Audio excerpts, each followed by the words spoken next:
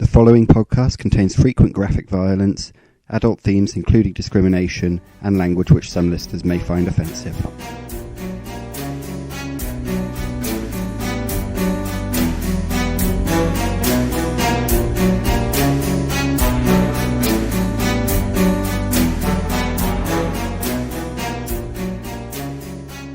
As Gulmaraz returns to its rightful owner, so too do we return to you. This is the 4th episode of Doomsayers. Can you believe we made it this far at least?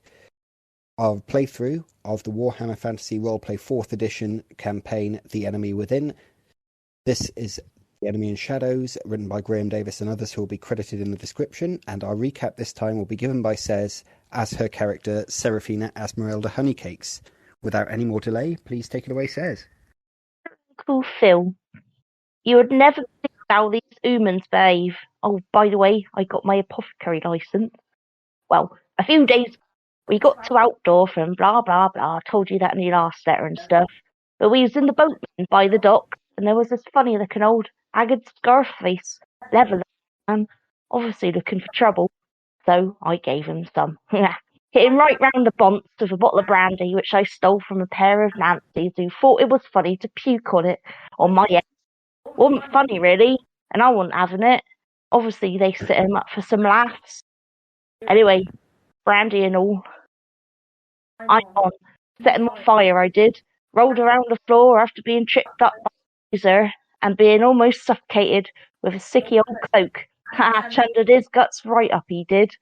Proper in himself, silly old bastard. Anyway, we got a party out of beating him up as he's a scummo. Had a right old knees up in the inn. Also participated in betting on the drinking contest, which kind of got a bit messy, obviously, really. And left to go find our boat. By the way, got a side job as a cook on a big old boat that's about 1,000 times longer than me. But as we left, we got followed. But whoever was following us got shot in the back by crossbows by someone. Dunno who it was. But had to deal with a drunken and angry dwarf in our party, you know, Nornie. Though I think if I started to call him that to his face, he wouldn't be over chuffed. Especially that night, as he hated everyone. Stör, Nornie and I got covered in pissy shit from some muppet in the window. But I did find a nice purple jerkin. Makes me look well smart. Reckon purple should be our apothecary sign colour when I'm back. Seems lucky somehow. Got on this boat, which is Stör's Uncle Joseph's. Cooked some good soup. Though Joseph wants too much wine in it, but can't really complain. Moored up in Weisbrook was alright there, but they are proper weird there and play pranks. Or can't decide where they want to stay. Anyway, they're weirdos. Also nearly got our boat burnt as some stupid old thugs tried to set our boat on fire and attack us with burning oil, but the silly thug threw it on himself. Told you they're crazy in Weisbrook. Saying that, though, I think it rubbed off on us as we tried attacking them back with shitty nappies from the baby on the boat. Didn't work, though. Probably one of the most stupid ideas I've ever had. Ebenezer did get one with a crossbow, though, so one thug is at least dead now. Won't bother us anymore. But I got a funny feeling they're after one of us. Probably Ebenezer.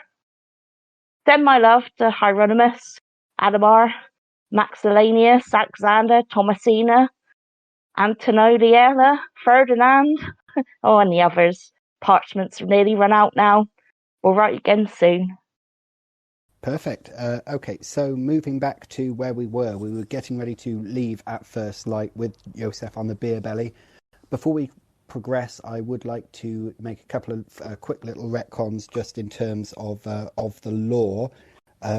Weisbrook is not, as a matter of fact, halfway down the Weisbrook Canal. It's at the other end of it as compared to Altdorf, and it will be the first stop on your journey, which will take 4 days total, rather than 4 further days. The reason for this, even though going to Bögenhafen is only about the distance of going from Altdorf to Weisbrook, it's much harder going up the River Bergen as you will be sailing upstream as you are preparing to do now.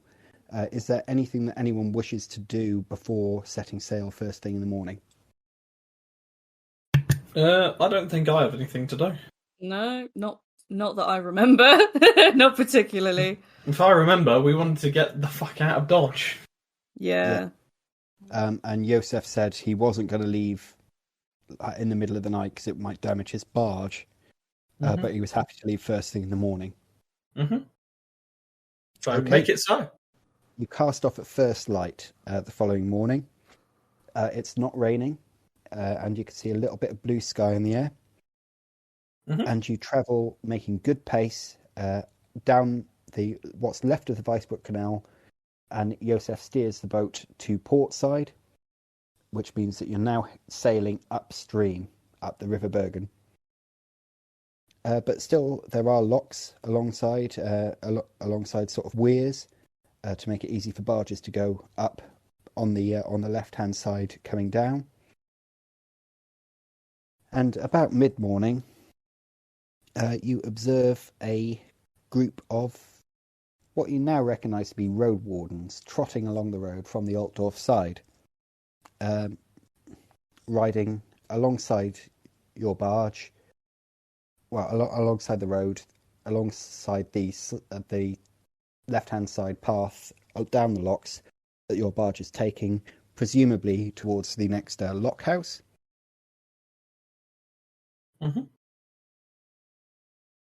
The sergeant salutes you as he catches up.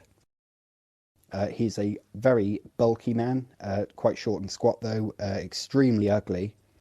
He he pulls the visor back on his helmet, says, "Hoi, travellers." I give him a nod. Hi there.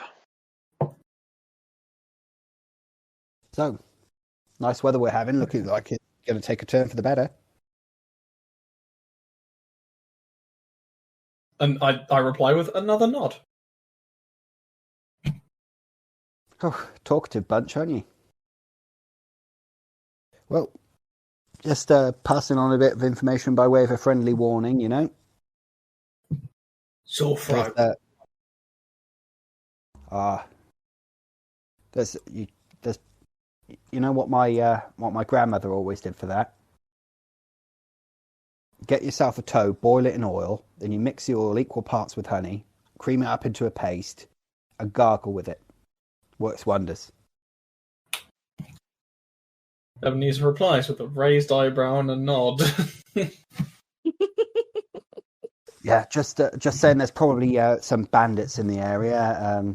Apparently, there was a huge fight out on the docks in Weisbrook the other day, and the night before that, someone in Altdorf was murdered, like noble. So someone's on the run. So you better watch out. I imagine Ebenezer's eyes are fucking massive dish plates and just vigorous nodding. Yeah, decidedly quiet. Yep. So, where are you going? Where are you heading to? As he trots alongside.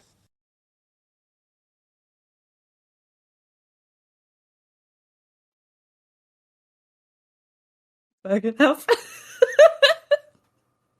Bögenhafen. Oh, lovely. They've got the Schaffenfest, haven't they? Yeah, no, I've got. Yeah, no, I'd love to go. I've been twice. It's absolutely amazing. The food stands on their own to die for. But I've got to go back to Harris Klein. So shame, but duty calls, you know. Yeah. Well, wish you good luck, and hopefully I'll see you on the way back. Yeah. Yeah. Have a safe trip.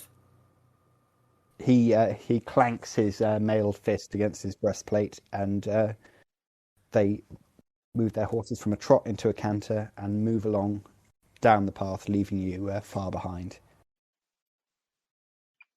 You. Fucking hell. Well, everybody look out for yourselves. There's bandits on the road. Or river, rather. I wonder who he's talking about. Who could have a fucking clue? We don't know. Okay, anyone altering their daily routine as you proceed towards Bögenhafen? I imagine I'm trying to get as much like reading practice. Aw. Okay, no, we were saying this actually. You've got a short-term ambition of learn how to read, haven't you? And Seraphina's got one of teach Ebenezer how to read. I never learned how to read. Yes. Okay. Yeah, so do you have 100 experience to spare? Yes, actually. Okay, you can immediately spend that 100 experience to gain the read-write talent. Yeah, fuck it, why not? However, and that way you can both regain the 50 for your short-term ambition. However, Ebenezer, for the next, I would say, in-game month, anytime you're reading something, you're going to have like serious difficulty. You're just very basically literate. The quick brain dog. Yeah, that sort of thing. Jute. Jump. Fuck.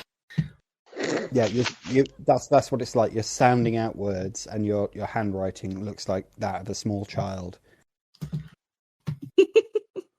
So read write. Yep. All right. Which is a lot better than most people in the Empire have got. Mm-hmm. Okay, along the way, you are stopping in lock-ins, which is similar to a coaching inn, apart from the fact that it's built in a little lock alongside the river, as you can probably guess from the name. Yosef is paying for you to eat or drink in there if you go in there with him, which he does every single night. He goes out, unless you're going to stop him, he goes out there. Rather than eating on the barge and drinking his own wine, he goes in there and has a few beers and a meal there. If you choose to do the same thing, he'll pay for you, because room and board is included. So there are no expenses for lodging, food or drink until you get to Bögenhafen. I'm going. Yeah, silly not to. I imagine through sheer paranoia at this point, Ebenezer basically refuses to leave the barge. Yeah, that's fine. But just spends most of the time dicing with anyone who will play with him, and if no one plays with him, just like opposite the baby, playing for his own money. Okay. Yeah. The couple that are on the barge, Volmar thinks it's kind of cute, and Gilda stops you as soon as she sees the baby putting the copper coins in her mouth. Thanks. I almost lost that one. Jesus Christ. I mean, you can't let the babies, as you might choke. What are you playing at? I mean, she can't gamble with nothing. There needs to be some sort of fucking stake, some sort of stake. But yeah, got it. I'll keep custody of it for her. She looks at you extremely askance, but she lets you carry on sitting across the table from her baby with two separate piles of money in front of you, playing two different hands of dice. Look, my mum used to leave all sorts around me and never did me any harm. Except that one time. Yeah, no, I can see that. Yeah, shame what happened to me brother, though. She picks up the baby. Time for your feed.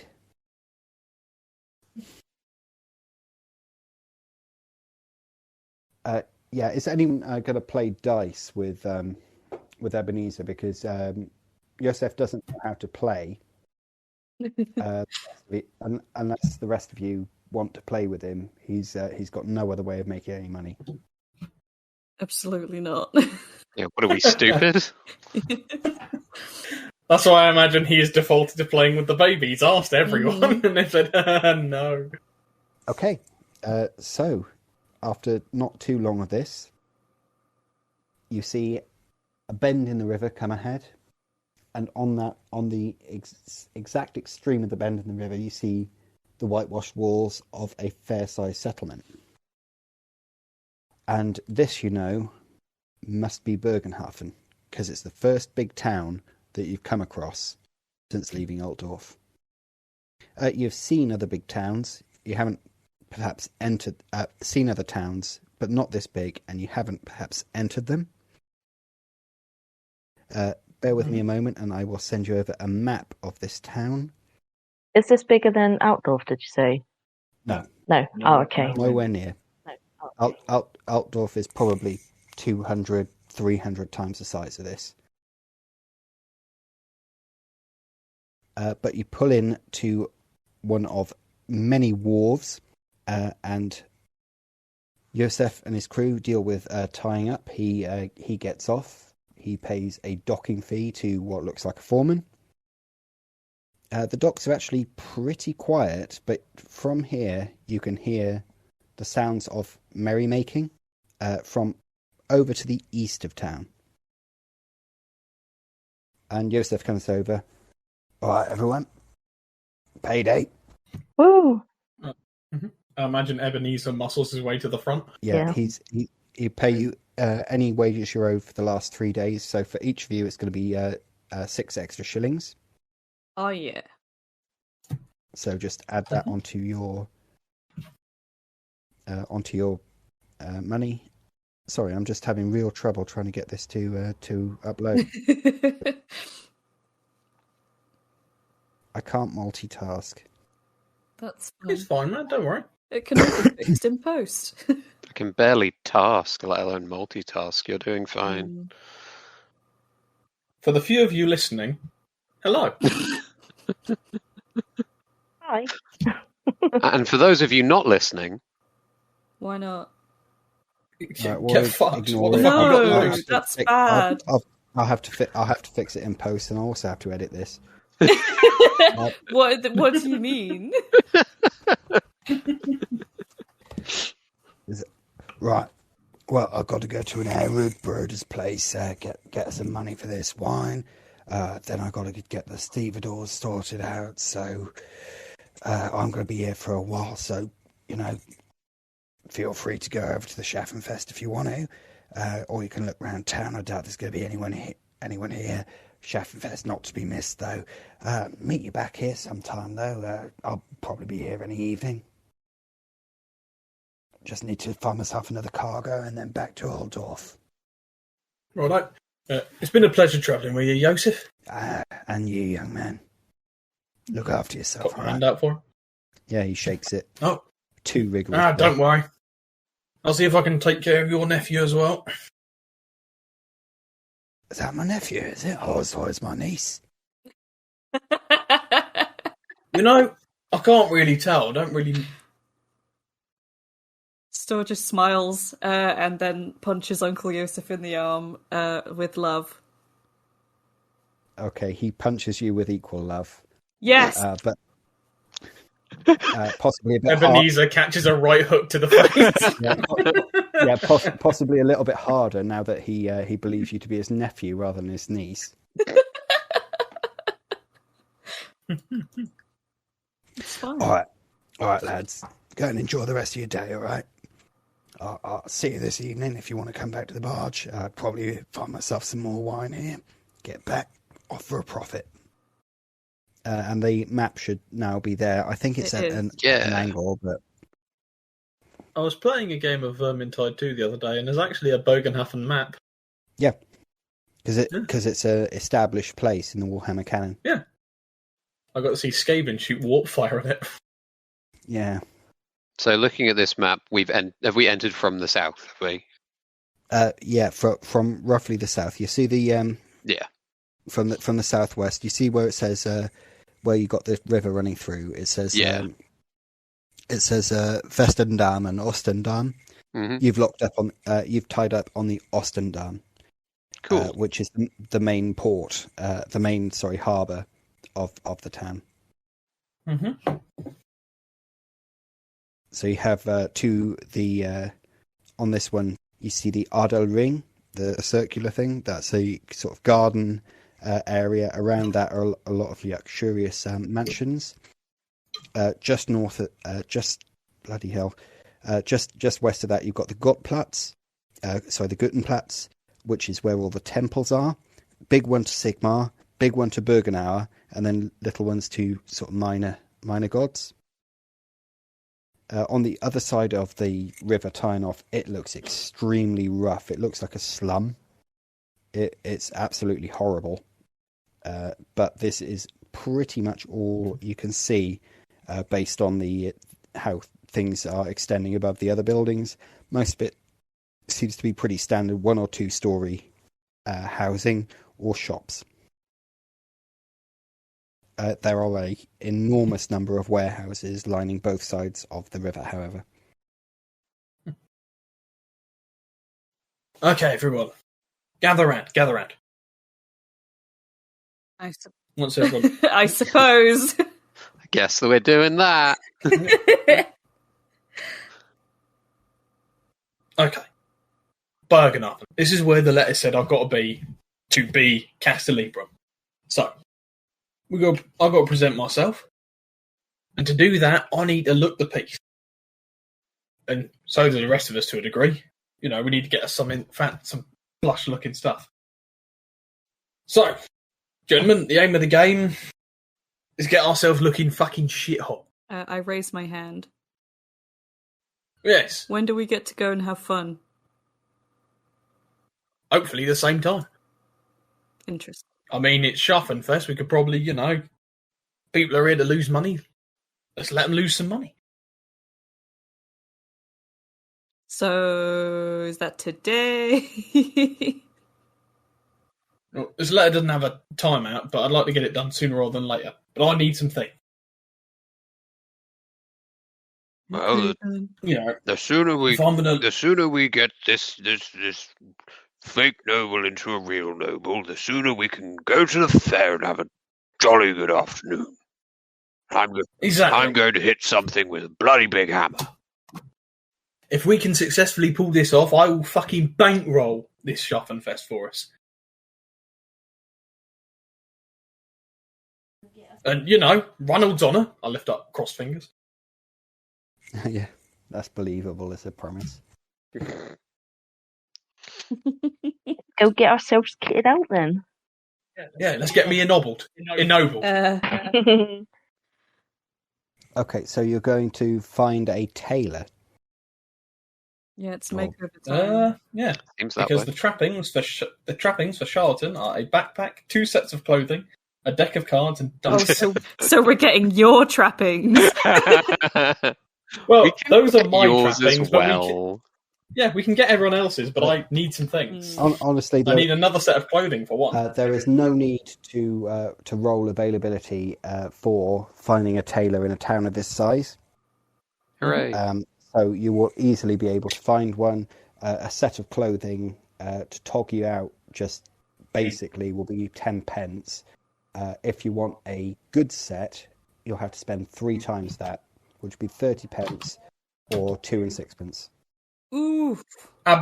Absolutely fine, because if you remember, I have 2 gold crowns. Oh, this Yeah. fucker. Yeah, so how much was that for good clothes? 2 and 6pence.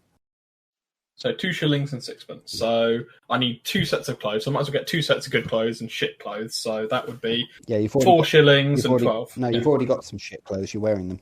Yeah, they're in your back closet. No, exactly. I'm wearing shit clothes, but I want 2 sets of good clothes. So I'll pay 4 shillings and 12 pennies for 2 sets of good clothes. Insofar as a backpack's concerned, you go to a leather worker for that, and that will be made to order.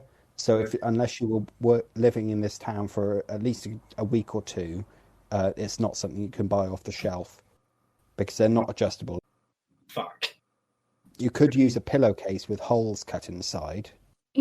That's not negotiable. That's very noble. Yeah.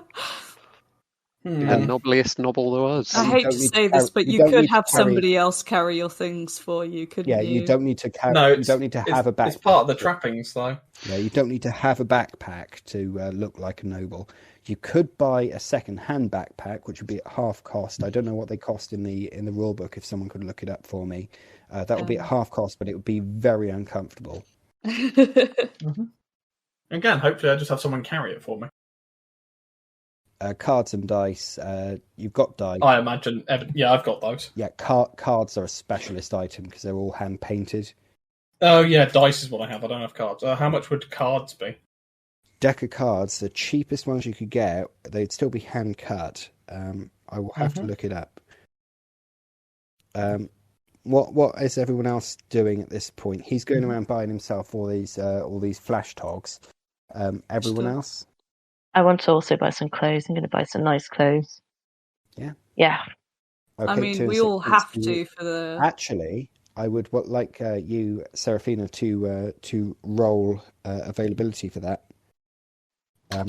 Because small. Yeah, for exactly that reason.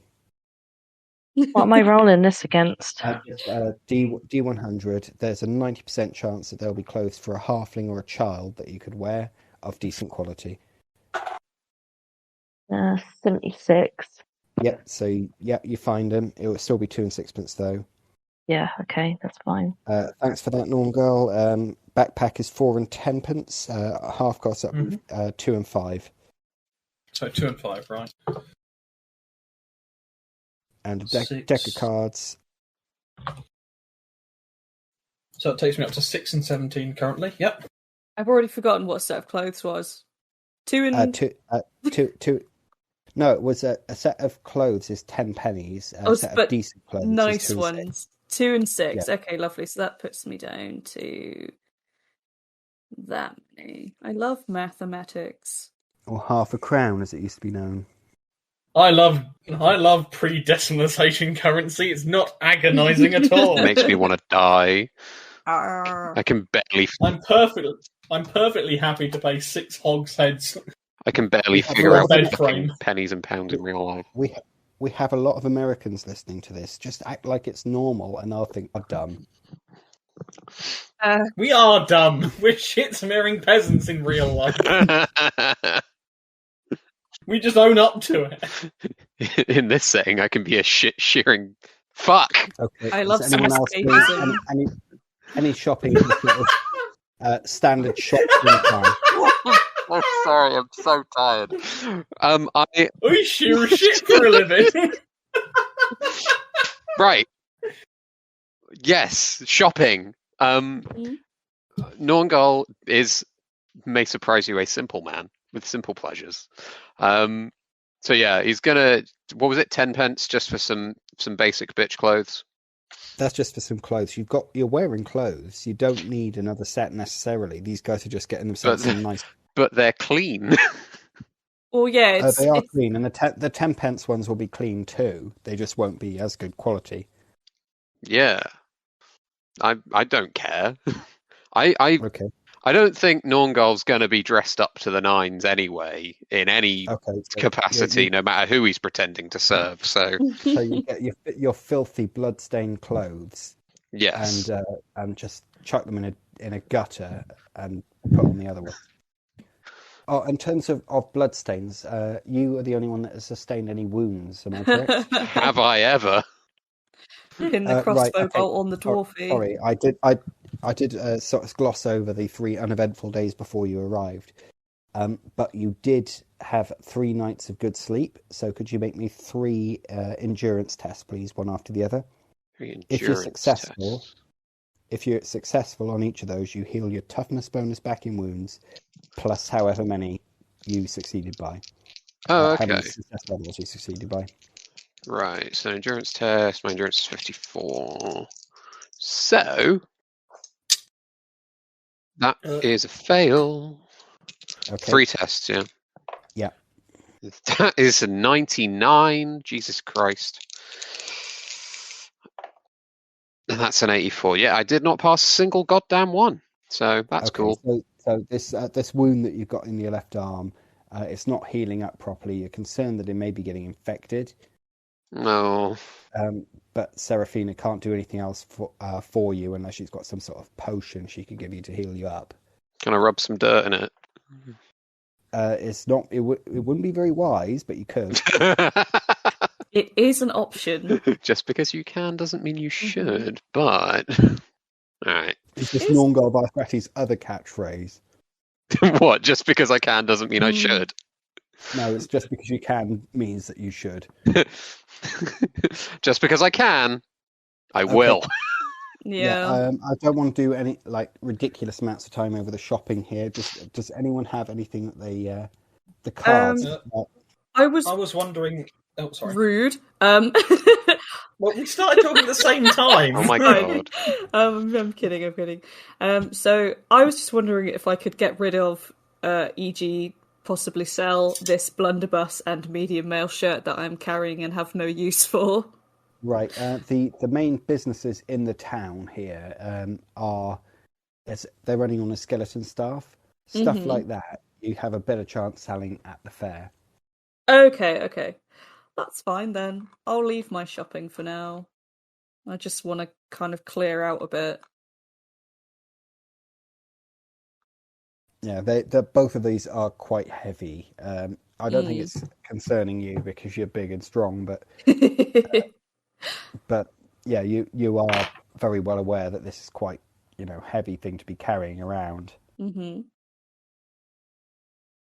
Anyone else want to pick anything up? I was wondering if there was a way I could use my haggle skills to try and lower the prices. Yes, because you're the only person that remembered to do it. Mm-hmm. Roll it. Every degree of success that you get reduces the price of whatever it is you want to buy by 10% down to cost. A seller won't sell below cost.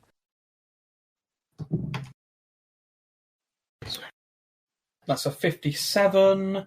My haggle is 39, but I have deal maker, so I reduce the. I get plus 10 for supernumerate. So and another plus 10 for deal maker. So is that an effective success? Mm-hmm. Yep, that is. Yeah, that's a pass, but with no degrees of success. So you don't succeed in reducing the price of these purchases. Well, I don't make them more expensive either. No. Well, no, they won't make it more expensive. It's just it'll be this is the price. And if you roll a critical failure, they'll become suspicious of the money you're trying to give them. Ah, right. Okay. So are these clipped to me? Mm-hmm. Okay. Is there anything anyone wants to pick up apart from some new clothes so they don't stink of shit and piss? I think I'm good for the moment. Right. You're in the middle of a town. You'd be better off trying to find herbs in a little village. There is absolutely the chance that travelling herbalists will turn up to the Schaffenfest, especially since it's attended by lots of farmers. People will be looking for herbal remedies for aches and pains for themselves and for their livestock. So, are you muted? And anyone here says? No. Very faintly just now, but I didn't know what she said. Hi, sorry about that. Can you hear me now? We can hear you now. Okay. Yeah, said that Seraphina would be going looking for herbs, but I assume everyone heard my explanation of that. I did infer, yes. So they will be available at the Schaffenfest, but for a full-time herbalist, this is too big of a town. This is where apothecaries hang out, not herbalists.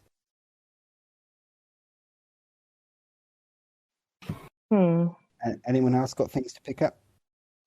Cards. Cards, yes. Did anyone get the chance to look up the price of those? Because I've been searching. I found dice, but not cards. Okay, what's the price of dice? Dice are 10D. 10 pence, right? Okay, I'm just going to base. I'm going to base actually the price of cards on being the price of an illuminated book divided by 12. Mm-hmm. I'm just tabbing through the manual with Control F just in case. Found it. Yeah, deck of cards is 1 shilling. It looks like 1 shilling. Yeah. Yeah. Okay, so that will be a beat up, just like someone scribbled on them with a piece of charcoal to indicate the symbols. No, they're not nice cards like Philippe had, where they're all hand painted. Mm-hmm. And so how much will a nice set of cards set me back, George? For a good one, it will be 3 times as much. For a best quality one, 10 times. I think I'll pay 3 silver, some good quality cards. Yep. Okay, so they're printed. They're not just scribbled on, but nor are they illuminated. What do you say? Can I borrow some poison from the Apothecary? Little blue bottle. Are you going to openly try and buy poison? am. Do you sell poison? What sort? What's it do? What's it made of? Why do they Will die? it kill my husband? Asking for What a would it do to friend. this face? Which of these bottles has poison in it, so I know not to buy it? Right, this isn't something that, if you were going to look for poison, this is not something you buy over the counter, unless it's something that you know is poisonous and other people don't. We just come in on the boat. There's rats on the boat. I need some poison to kill the buggers, but something a bit strong because they're big rats. Really big, bearded rat. Very big, beardy rat. Not nearly as big as me. Human-sized rat. Yeah. Who are you asking this for? The apothecary? Can I charm them into my way of buying me some poison? No, if they've got it, they'll sell it to you. That's why they keep it in stock. It's just the way that you come across, like, why you need poison. I'll say, actually, roll a haggle, and if you succeed, they've got some rat poison in stock. My haggle's 48, so yeah. Okay, we've got ruby sulfur there. Howdy. He picks up with extreme care, using a brass teaspoon, a small amount of this reddish yellow, not quite orange powder into a small pouch. As it says, how much do you want? As he prepares to put another spoonful in. Just a little vial. What, like an ounce, half ounce, 3/4, what? Ounce.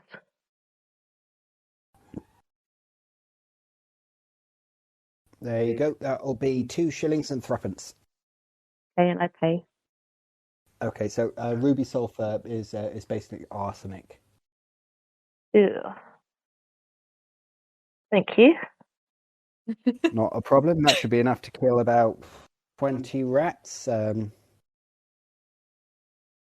Just come back for more if they start getting immune to it. I've heard it happen. Yeah, I will do. They're right little buggers. Thank you very much. Can you make me a law chemistry or law medicine, whichever is higher? Yeah. Law chemistry. Where's that? Law chemistry or what? Sorry. Law medicine, whichever is higher. Law chemistry. 8. Okay. So you are aware of what he's talking about. Arsenic in the real world, as well as in this setting, as well as being a poison, is also slightly addictive, and people take it as a recreational drug. So that's what he's assuming that you want it for. Okay.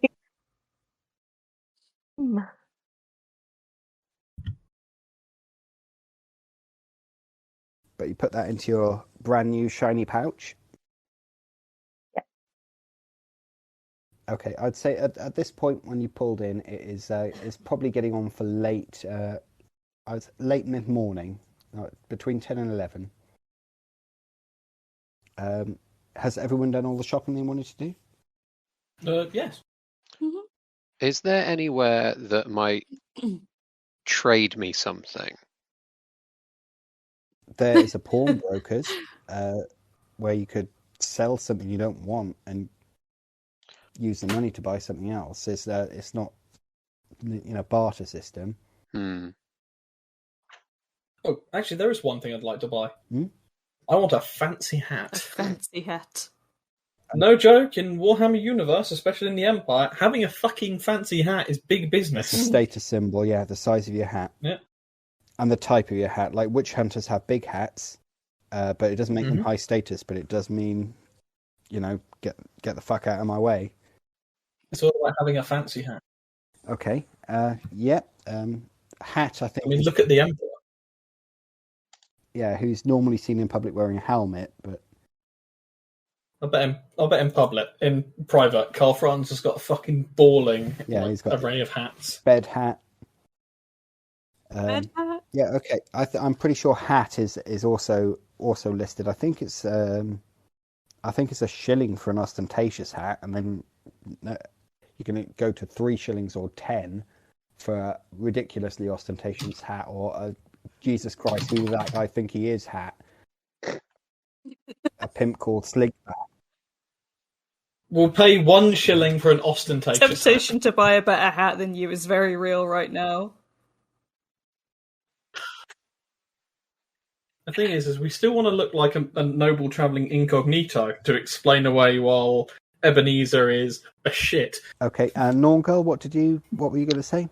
Yeah, so I'd like to visit a pawnbroker and see if I can trade in my one-handed sword. Okay, he'll give you half what it's worth as standard, unless you want to haggle. No, I think that should be fine. I mean, if I'm looking at the table right, the price is 1 gold coin, 1 gold crown.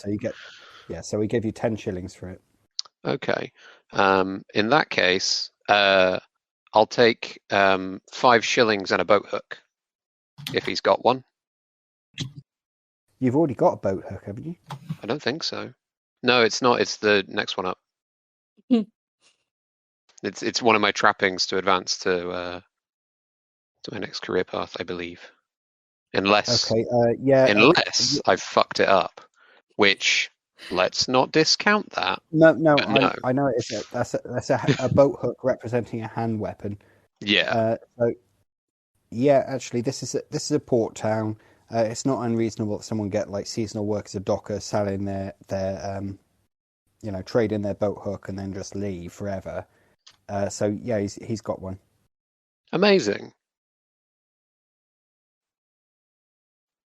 Okay. That's all I wanted. Thank you. Okay. Anyone else want anything else? Not item-wise, no. Right, I think that's it. My main question is, if you change a career, do you have to purchase the talents and skills, or do they come with it? Separately, but you have access to them. That's the idea of changing your career. See.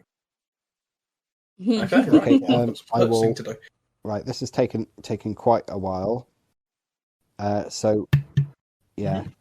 Shopping always does. It's never interesting.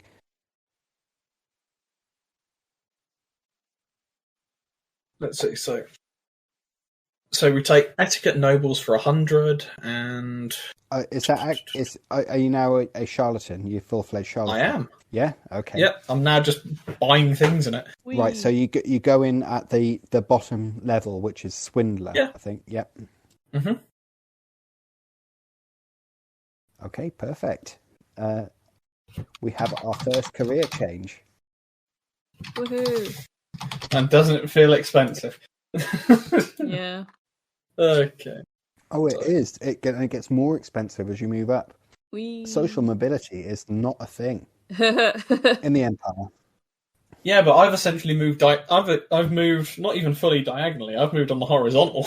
Yeah, that's what you've done. Yeah. I can't believe there's no job centre in the Reichland. There's like labour exchange down at the docks in big cities.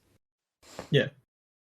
Okay, moving on. Right, so everyone's finished their shopping trip as this degenerates into a game of Dungeons and Dragons.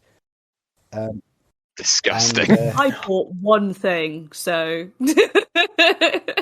Well, that's because it's all you could afford. So I actually have a gold coin, thank you very much, but I was saving my shopping for later. And for maybe fair games. Okay. I don't really know what to expect. Yeah, where are you going now? The two big attractions here at the moment are either the Schaffenfest, or if any of you are particularly religious, there are a number of temples. You could sightsee down at the big houses, or you could go to the lawyer's office. The two main ones, as I was saying, will probably be the festival and the law office, which is on the Garten Weg, apparently. I mean, what does Bossy Boots want?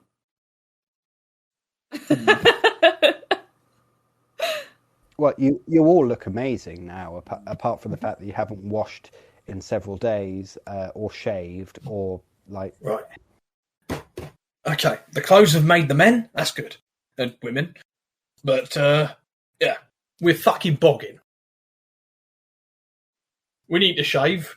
Nornghal, you need to at least tidy up. I know you dwarves get touchy about your face fuzz. You come near me with a razor and you'll be swallowing it, my boy.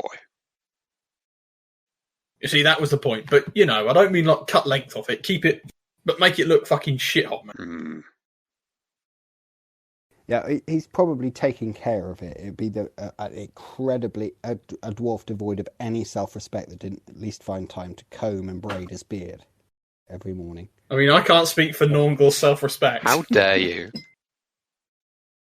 I'm beloved. Your beard has been full of piss, vomit, shit. I had a wash. Food. As if I would have left it like that for the past 3 days. You would have been able to wash on the boat. If only there was water nearby. I mean, river water in the imperial canals. Yeah, you would have been able to wash. You would have been able to get yourselves looking presentable, but clean is another matter. Stinky. All right. Yeah, we need to get clean. We need to shave. We need to. Is it time for the hot springs episode? Look, this is an entourage, not a rabble. So let's go find somewhere to wash. Somewhere that sells some of that. That tallow, that tallow and lye that smells good. Seraphina, you'd probably know what it is. The good smelling tallow lye. Yeah, it's called Brute, innit? Brute. What, like Nornghal? Yeah, you could do with some Brute. So we're going to go and have a look for somewhere to wash, I think, and get some smelling things on us. We stink. Yeah, okay. Before too long, you come across an inn that's called the Crossed Pikes, and they do offer a hot bath with soap. Yeah. That's for a shilling a pop. Cold bath will be 3 pennies. Oh no, hot bath. Yeah. Are we all going in for that? Yeah. Yep. Okay, and there's a guy behind the bar is picking his fingernails with a knife. Ah. And are you going to be taking a room? You know what? Yeah, let's say yeah. Yeah, that's a shilling a night each. Right, so that's what? I'm 2 shillings for a night in a bath. 2 shillings for a night in a bath. I'm one of the few honest merchants in town, he says, as he's picking his fingernails with this knife. Everyone make a perception test, please. Oh, goody. He doesn't have anything. He's going to rob us in our sleep. It's not a knife, it's a spoon. Oh, no. Wait. Norghal's played this game before. Ooh, I don't know if this is a 1 or a 100. If it's 0, 0, and 1, that's 1. Alright, I think I passed then. Sorry, I'm properly... Okay. You have to worry if you get 999. Those of you that pass observe that as he's picking his fingernails, saying that he's one of the few honest merchants in town, he's got his first and his middle fingers crossed. Hmm. Yeah, I'm sure you are. I make the sign of Reynold back to him. He gives a sly wink. Yeah. Tell you what, for such good service, how about, and I slide, personally, a 3rd shilling. For such and look him dead in the eyes to know, because I know what he's up to. This is the don't rob me tax. Yeah, and for such generosity, how about a free beer once you get out of your bath for you and your friends? Sounds good to me. So are we all staying here? It sounds like it. I don't want to pay the don't rob me tax. I'm pretty sure that covered all of us. Okay. Seeing as it got us a round of drinks as well. So Okay. That's fine then. I'll... It's getting expensive being your friend, Ebenezer. You've taken... Look, you don't do dirty by the Brotherhood of Ranald, right? No, you absolutely do not. Otherwise, you'll find yourself skint every time you try and make it a tiny bit of cash. Yep. So you've taken rooms for the night here. You wash with soap and water, and are astonished by how not filthy you smell after you get out. Wow. I smell like a fucking lady. Don't think ladies even smell that good, to be honest. Well, I said lady, not, gutter scoop. Nornghal, for the first time in ages, you are able to brush your beard out so that it actually flows rather than just scraggles about your chest. Amazing. We're all looking so handsome. You're like a fucking L'Oreal commercial from the chin down. Hands firmly on my hips, I'm just like swinging my beard back and forth a little bit. Slow motion. You're cleaned up, you're dressed up, you're ready to present yourselves. Clean clothes and everything. All of your hair actually seems after actually a few shades lighter. Wow. I mean, my hair was black, so. Yeah, but it was like grey now. Yeah, no. It apart from people whose hair was black, in which case it looks actually darker. It wasn't all dusty and covered in crap. Lovely, clean. I love to be clean. Everyone's just. It's a very alien sensation. For somebody. Yeah. No mud between me toes. Feel a bit naked. You meet up down in the bar. There is a free ale plonked in front of each of you. If you want it. Absolutely. Yeah. Clink. Cheers. Plonk. Yep. Like I said, I make sure to raise the glass to the innkeeper. He gives a nod as he picks up a small tumbler and knocks back what looks like some sort of schnapps. Mm-hmm. I wait for the others to take a first sip, give it a couple of minutes, and then sip my own. Nornghal drinking it back. Well, I trust him implicitly. Seraphina, are you sipping yours? I'd have a little sip. I probably don't like the taste of it very much. So. Right. No, it's good ale. It's not what you're used to. You're used to cider, but it's good ale, and you don't taste anything wrong with it, and you've got the acute sense of taste. Yay. If there was poison in it, you'd be able to taste it. Okay, that's fine. That's good. Woo! Woohoo! So you give them the little nod. Mm-hmm. This tastes nice. It's all right. Yeah, well, I'm going to be closing down here after lunch, okay? But you come back in the evening or after the Schaffenfest's over. We keep late hours here. Have as much more as you want. Not on the house, you understand. We understand.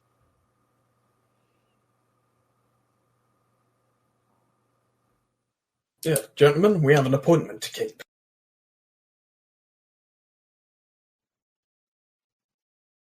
And you leave. Mm-hmm. Where are you heading to? Well, we need to head to an office. Yep, it's on the Garten Weg. Yep, the Garten Weg, Bögenhafen, the civil lawyers of Mr. Lark, Stock and Ball?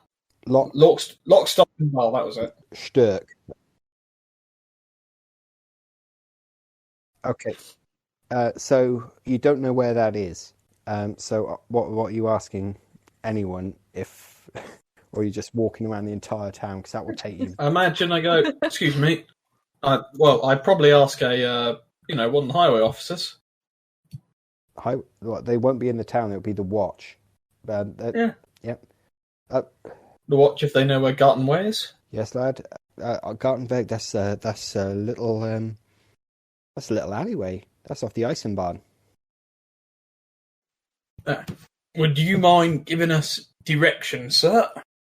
Yeah, and he does. He says, right, okay, just back towards the river. You come down to warehouse, what is it, 14. Then you take a right. You'll be on the Iron Barn. You carry on down there, and then you'll hit the Metalworkers Guild. Right before the Metalworkers Guild, there's a little smaller street going off to the left, and then directly on your left, that's Gartenbeg. What are you going there for? Right, okay. I have business to attend to. Really? What kind of business, if you don't mind me asking? Because that's a strange place to conduct any kind of business. I need to consult a civil lawyer. You are joking, aren't you? I have an addressed letter. Seraphina, if you would. Like, just show on the top. Okay, and I show the top. Well, okay. Well, I never heard of that before, but okay, strange place for a law office, but yeah. Well, yeah, that's the way.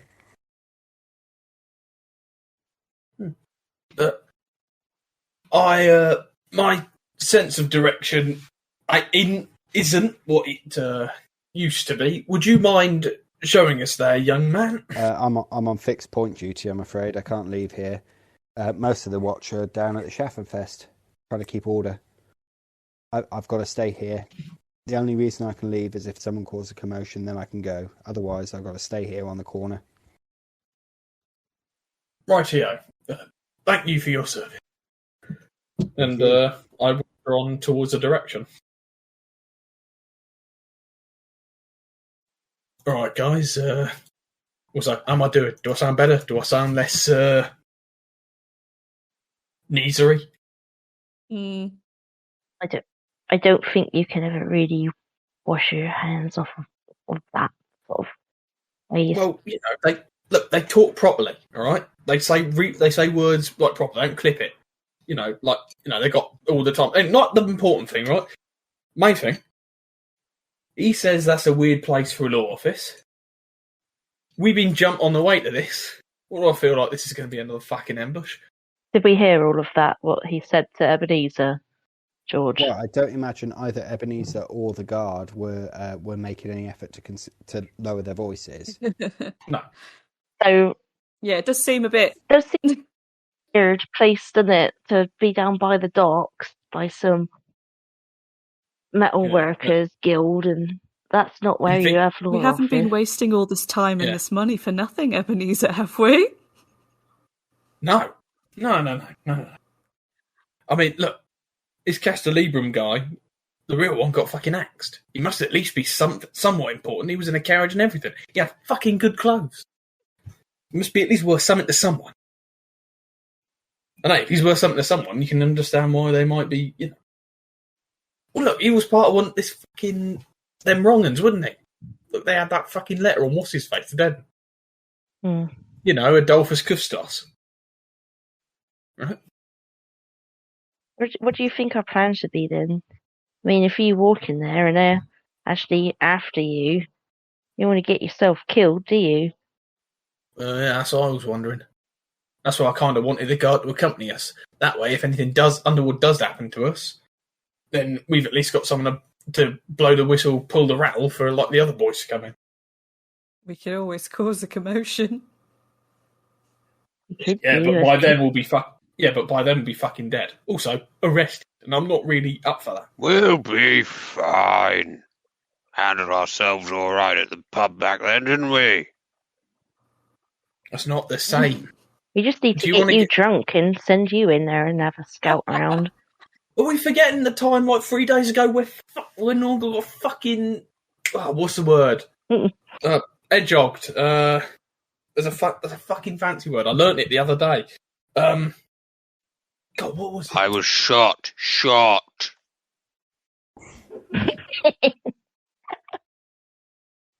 Yeah, we'll go with that one. But I think whoever's the most nondescript of us should go have a peek. And it can't be me, because they're looking for me. I look immediately to Stör. You think I'm nondescript? Are I look down at the halfling and the person dwarf. of indeterminate gender. You're the most nondescript of all of us. I'm 6'1" and in like fancy clothes. Fine. Get Well, Joseph are we to go looking? in. No one's going to be He's looking for you busy. in fancy clothes. Well, can we make him not busy for like 15, 20 minutes just to go and have a little scout around? If it's down by the dock, You don't know where he is. he's down by the boat, probably maybe in a... Well, no, he's also making deliveries, and Bögenhafen is fucking big. It might not be Altdorf big, but it's still a big place, big city. I mean, if you think it's a good idea, I'll do it. Look, we'll be a little behind you with these, and I pull out the crossbow. Yeah, I've got a crossbow now, so I have mine. So, Do I know? Is it? I think I do, do I? Crossbows you can use without having ranged crossbow as a skill, you just using your ballistic skill. However, the weapon retains all its flaws and gains no benefits. Okie doke. That does not really matter with a crossbow because it's got the flaw of reload 1, which would occur anyway, and the only benefit is impale, which you get with if you have ranged, but that's the bolts that cause it rather than the bow itself.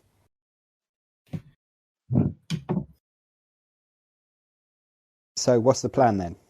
I mean, I guess I'm scouting out. Look, What do you We'll be a little bit do you behind want me to go in to the office? Well, just have a poke down the alley, see if they got a sign, or like we know the address. It's is this an ear? I mean, I can do that much. I mean, I'll quite obligingly walk down a street, look for a sign. Okay, yeah, you walk down the garden. You're looking for these squiggles, all right? You're looking for those. Look for those ones. Have you got it on a bit of paper? Yes. Oh, of course you do. I mean, got the letter. Yeah, you got the letter. Okay, so Okay. I'm comparing squiggles then. Okay, yeah, actually, as you're going down this alleyway, it is a narrow alleyway. As I said, it runs from the Ison Barn a little bit north of the Metal Workers Guild. There are small rundown buildings along this alleyway. Doesn't look like a likely place for a law office to you either, even with your limited experience.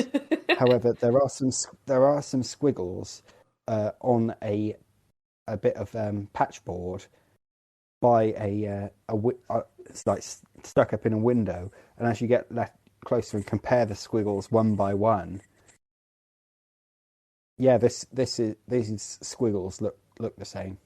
Okay, well, I'm presuming everyone's hung back then. So I motion to the squiggles I've just examined, and I give a thumbs up. And I tuck the piece of paper away into my folds of clothing. Bang tidy. Okay. Right, everyone. I'm Castelibrum, Nornghal, and Stör, my entourage of guards, and Seraphina, you are my alchemist. You are my alchemist or apothecary on retainer. I get nasty coughs every now. So, do you want us to like carry you in on our shoulders, or? No. Just stand behind me, put your hands together, and look threatening yet immaculate. Okay, I can do that, and I as I say the word immaculate, I look over at Seraphina like, is that how you say that word? Is that the one? And immaculate. Okay, so you walk in the door, which opens without a hitch. A bell rings. It's a small place. It's unmistakably an office. There are several drawers behind a large wooden desk, upon which is a large ledger, and a clerk who appears to be about 16 or 18 years of age, short, skinny, sandy-haired, looks up at you. With these amazingly bright blue eyes. Yes, may I help you? Hello. I'm looking for Mr. Stock and Bar. Yes, this is their office. What's it regarding, sir? Yes. I have received correspondence from them that, here, and I pass him the letter. Very interesting. And do you have the affidavit, Herr Lieberung? I believe I do. I do, don't I? That was the other piece of paper. Yeah, which Seraphina had. Mm-hmm. Yep, I gesture for Seraphina to hand it to me. Yeah, I reluctantly give them it. Okay, then he puts the quill pen into his mouth for a couple of seconds as he picks up this affidavit, reads it, puts it down, removes the quill pen, leaving a slight smear of blue ink on his lower lip, puts it back into the inkwell, licks off the ink and says, "Yes, very well. Herr Barl has been very much looking forward to meeting with you, Herr Lieberung. Please take a seat." Mm-hmm. And he gestures towards a few rickety chairs. Do you have anywhere for my entourage to be seated? These are the only seats we have. If it's below your dignity, Herr, for your, or should I say, Herr Baronet, to sit while your entourage are seated, perhaps you could have them stand. And he turns and walks out of a door behind the desk. No, don't go. You're so handsome. He closes. I bump Stör with my elbow. I'm sorry. I'll do better. Look, do it on your own time. Now, he's taken the documents with him, by the way. Mm-hmm. This makes Ebenezer very nervous. I imagine I'm just like tapping my foot, looking around at everything. Okay, yeah. As he closes the door on you, going behind there, you hear a lot of noises at the same time. As this door is bolted shut, the shutters are slammed to the windows at the front, and a bolt is thrown on the door at the front. This is not good. We know this is not good, so we need to do some ramming and some fucking raiding. And then you hear Castelibra, otherwise known as the Magister Impendente of the Cult of the Purple Hand, I hereby arrest you and your compatriots for crimes against the Empire, including conspiring with chaos, treason, murder, theft, and others hereinafter to be enumerated. Lay down your arms and surrender. Is now a bad time to say I don't know this man? Oh shit! Say and do whatever you want, but keep it in character. Sorry. Fuck, impersonating people's against the law. But fuck! I mean, they're not even going to believe me. I turned up with a fucking piece of paper and everything. Fuck!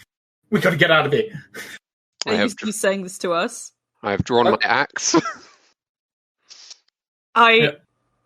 Wait. So axe in one hand, dagger in my offhand. How many people are here? Just you. Yeah, we just heard the doors locked. So we can doors locked from the outside. Yeah. And the front door has a lock on the front. Yep. I also have a question. What were the charges again? Consorting with chaos. That was the big one. Yeah, treason, murder, theft, and others to be enumerated later. Okay.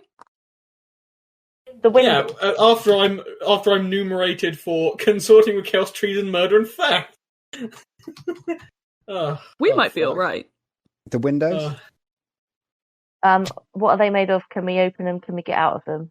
They've had shutters shut on them, which you imagine have also been barred. You can break through them if you wanted to. Nornghal's got an axe, right? Yep. Hell yeah, it's already out. Could you describe the room again, George? Like there's windows at the front that are barred. It's a relatively small room. Yeah, it's probably 12 by 10. Dividing the room roughly in two is a rickety wooden desk behind which are a number of chests of drawers, which have probably been used as filing cabinets. At the back of the room, there is another door, which the clerk guy left through and slammed shut. At the front of the room are there are 4 wooden chairs, 2 windows with shutters on, which have also been closed, and the main front door, which is the heaviest door in the place, which has been locked and, from the sound of it, bolted. Okay, and where did the shouting come from? The front or the rear? The front. Oh, so they're outside. Listen. Everyone, grab the fucking chest of drawers. Put them against the door. Nornghal, no, fuck. Seraphina, can you open locks? I could give it a good go. Excellent, open the back. Okay. I'm going to have to roll for this. I'm going to try and open the lock. Do you have the pick lock skill? I don't have the pick lock so you skill. don't know how to do it. Ah, fuck. Ebenezer just assumed you're a thief because you're a halfling. He's a little bit of racism. Casual racism. Yeah, it's part of the setting. I mean, I suppose I'm helping to move the furniture then, aren't I? If that's what I think Ebenezer is like frantically pulling chest of drawers and shit. Yeah, as you're moving the chest of drawers, you find them very, very light. Doesn't seem like there's much in them. I made the desk as well. If Seraphina's having no luck on that door, I can take a go at it. You go for the back door. Oh, I have a question. The front door, does it opens outwards into the street? Yes, it will do. Yeah. Right. Okay. So we can't put a chair up. We can't put a chair up against it. So we got to tie it off to something in here. Are there any poles? Anything holding the roof up? Not in this room. Your best bet would probably be to tie it to the door handle of the door opposite. But we need to get out of that one. Yeah, that's not going to work. At this point, you hear this horrible.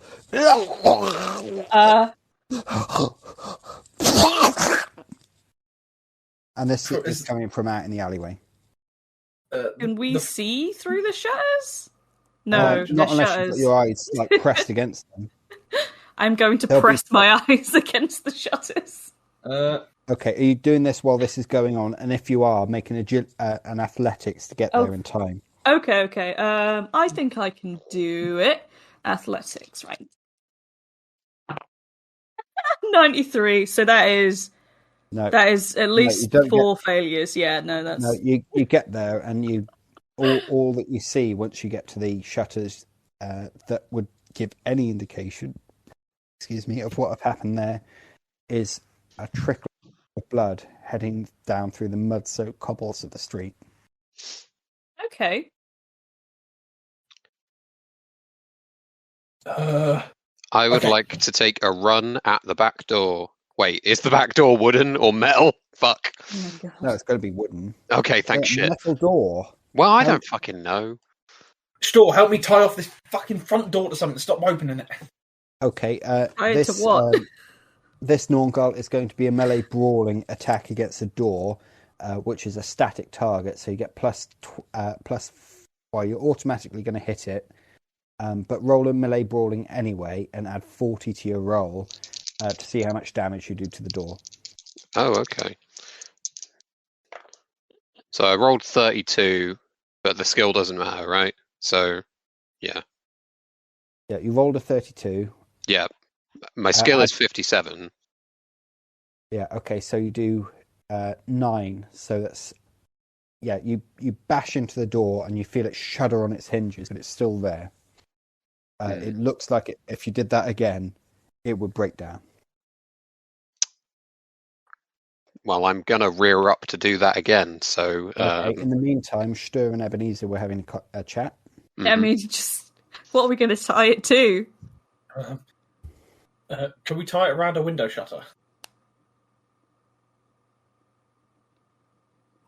Aren't the shutters on the outside of the building?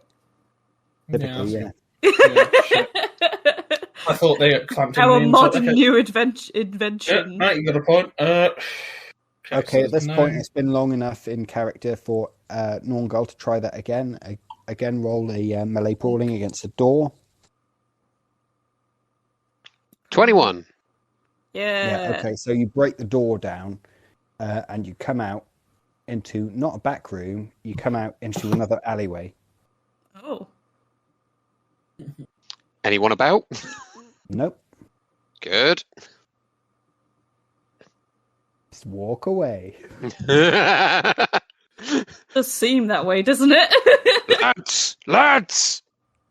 Look, I turn to the others and fucking hissed stage whisper, get the Schaffenfest, we'll fucking lose them there. I drop the rope.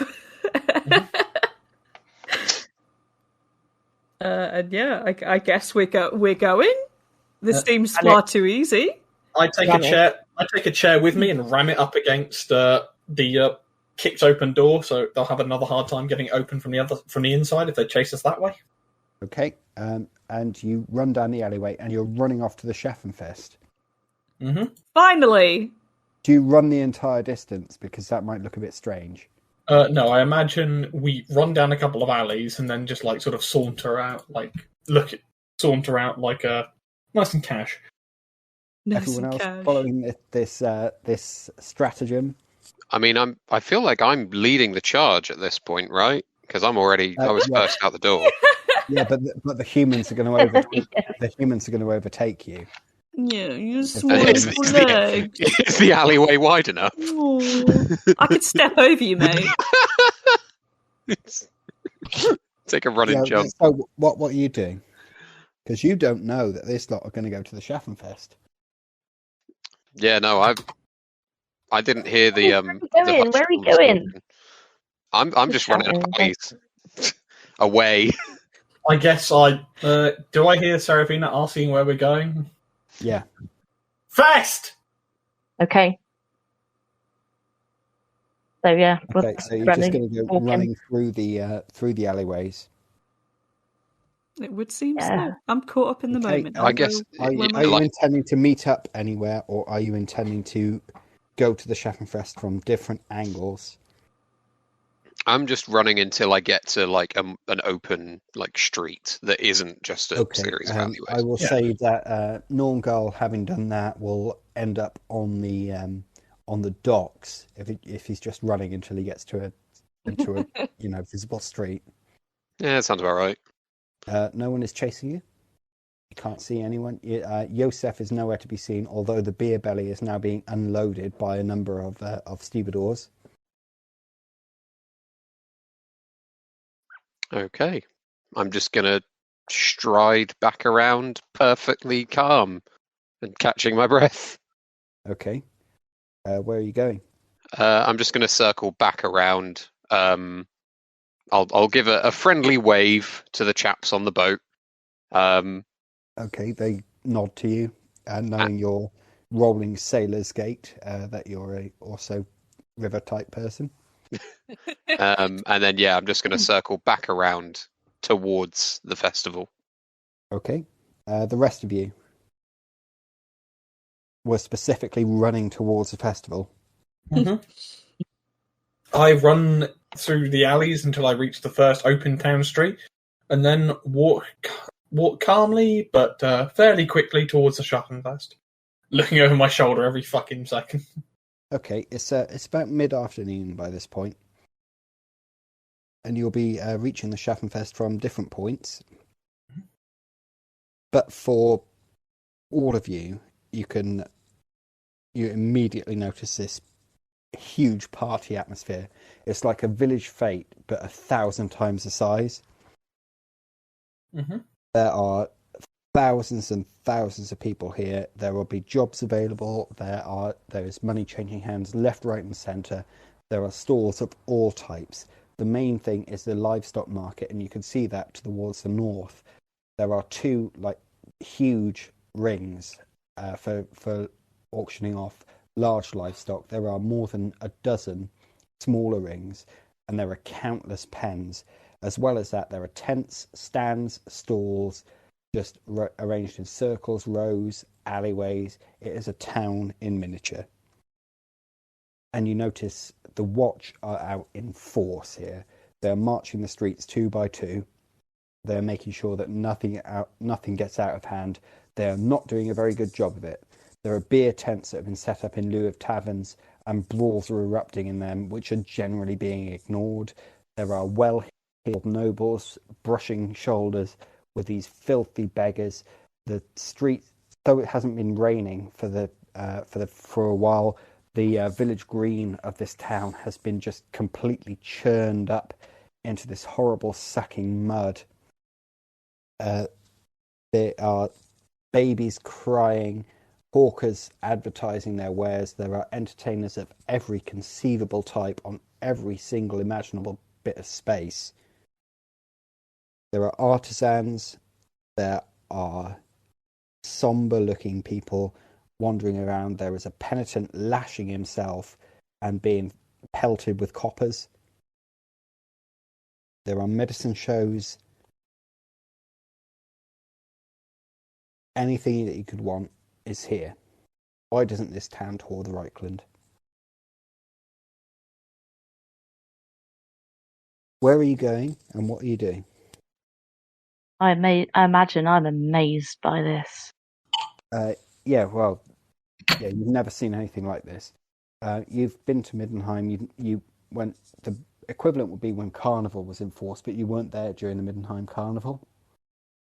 I want to party. Yeah. Well, there are beer tents all over the place.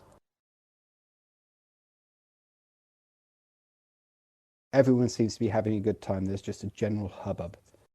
Kids are running around.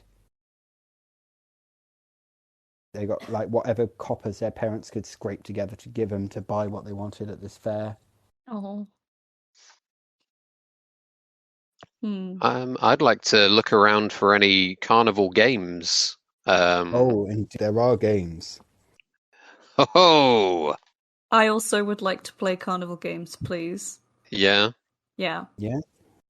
Okay. I mean, Stör probably would have got there first. For every time anytime that anyone wants to do something at this carnival, since you're all split up now, I would like everyone to make a perception test to see if you come across each other.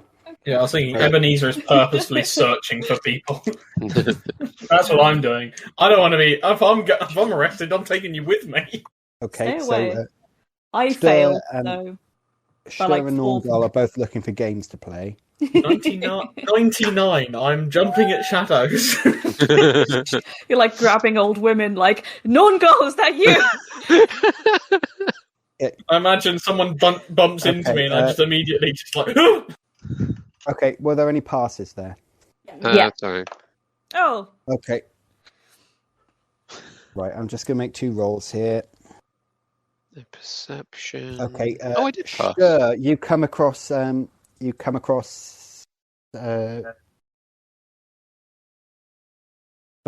I got it the wrong way. Seraphina, you come across Stör as she is going over to a this about 20-foot high pole with someone shouting out, "Greasy pole climbing, sponsored by the 2 Dogs and 2 Ducks Tavern. 1 flagon of ale to the winner, 2 pints to the runner-up. Free entry, anyone that wants to come in." You see Stör walking towards this. Yes. You know I have to try it, though. And it's free. All right, go on then. Right. What is this? I'm going to be at the bottom, like, cheering you on. Okay. Okay, this is greasy pole climbing. You're going to be making a futile climb test. A futile is at -40. I don't think I can do that because I've only got 35 climb. Yeah, no, you can't do it. So I don't even need to roll my dice. It takes a long time, but you are eventually beaten as you're trying to climb up this pole. In roughly the same area, all 3 of you make a perception test. Stör, or you can have a +10 to this, seeing as you're climbing this pole intermittently. Oh yeah, I've got a vantage point. By all 3 of you, do you mean? No, No, no, excluding you because you're not doing this thing. Ah, that's cool. No, I got an 8 actually. Yeah, both of you witnessed Nornghal striding by there's this like square roped off area, and in this area is this there's a huge man, like at least 6 feet tall, with massive muscles. And you see him boot someone in the guts, show him the sign of the twin-tailed comet, and then smash his jaw with his shoulder. Oh. And then the guy goes down, and there's this little tiny guy. Anyone else want to take on the champion? Crusher Baugen? Just 2 shillings entrance fee. 2 shillings to get your ass kicked. 2 shillings. If you last 3 minutes, you get 2 crowns. If you defeat the champion within that time, 4. If I was a moneylender, I'd get locked up for charging interest like that. You, sir, you look fast on your feet. Do you think you could stay out of trouble for 2 minutes? I didn't think so. You look strong. Do you think you can tell your lady friend how strong you really are? Come on, Crusher looks tired.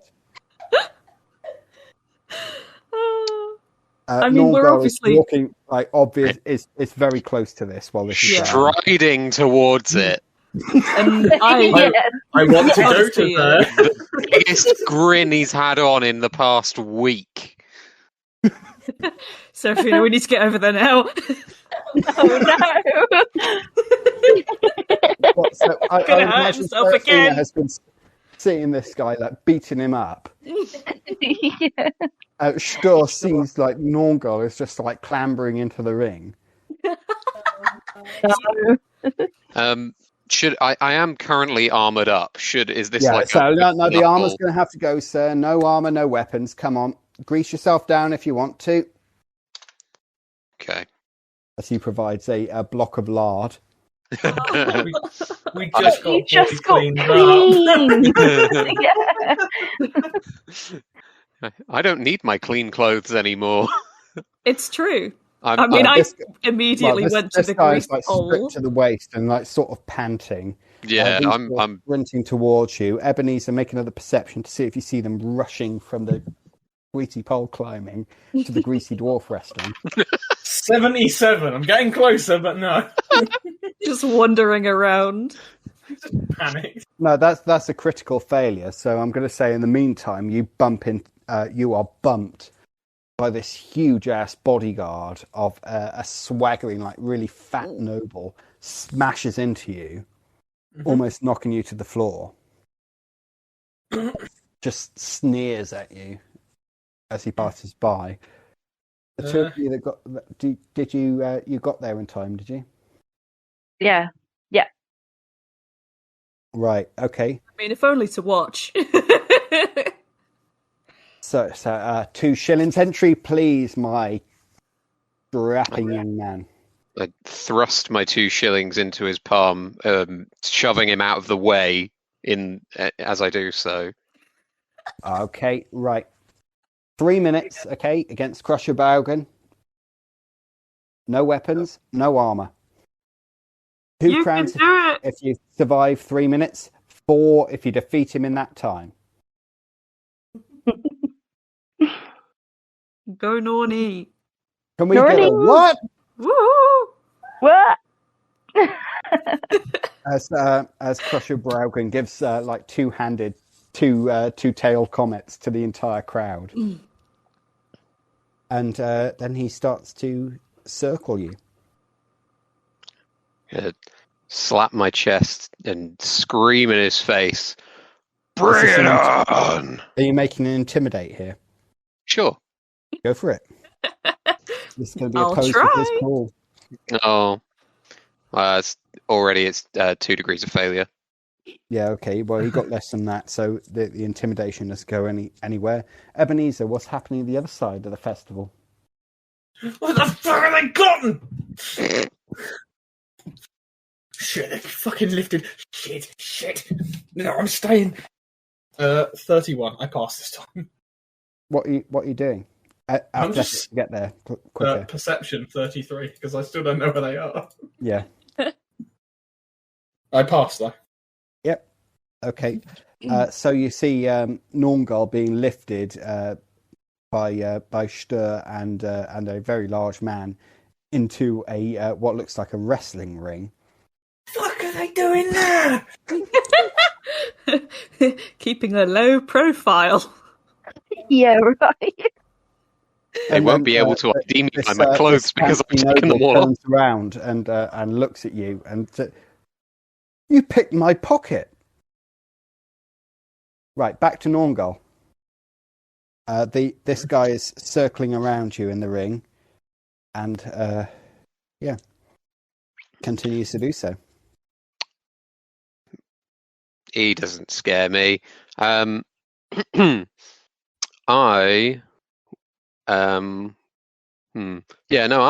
just gonna take a run at him.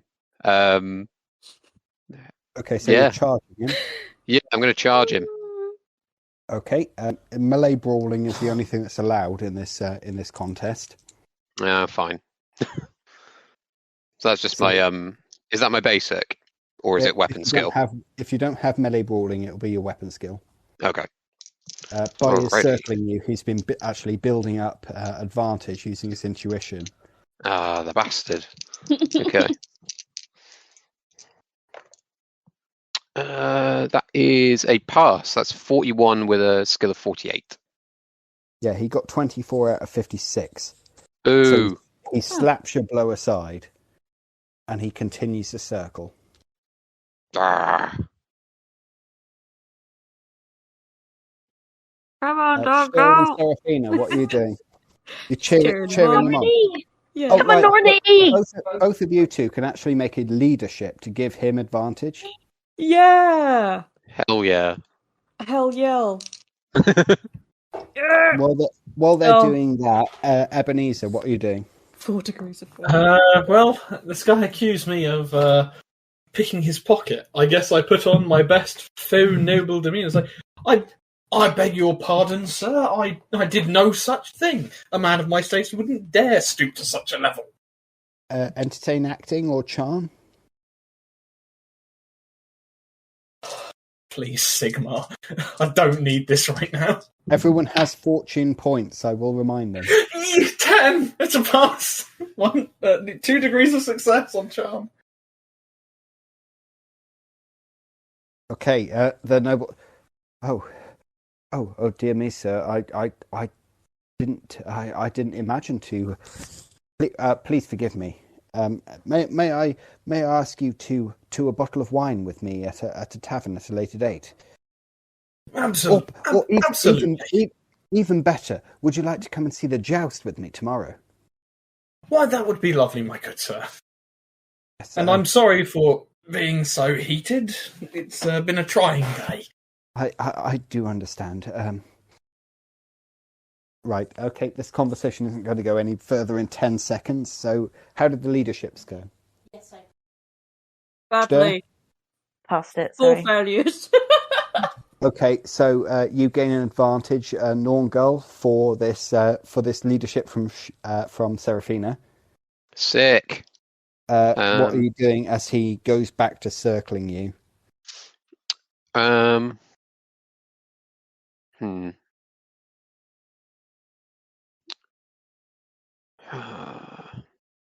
on, then!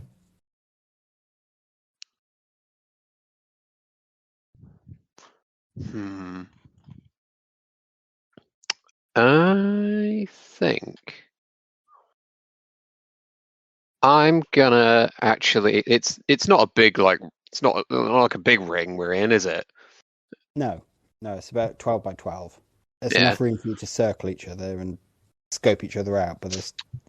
I'm actually gonna turn my back on him and stride away to the edge of the ring to rile up the crowd.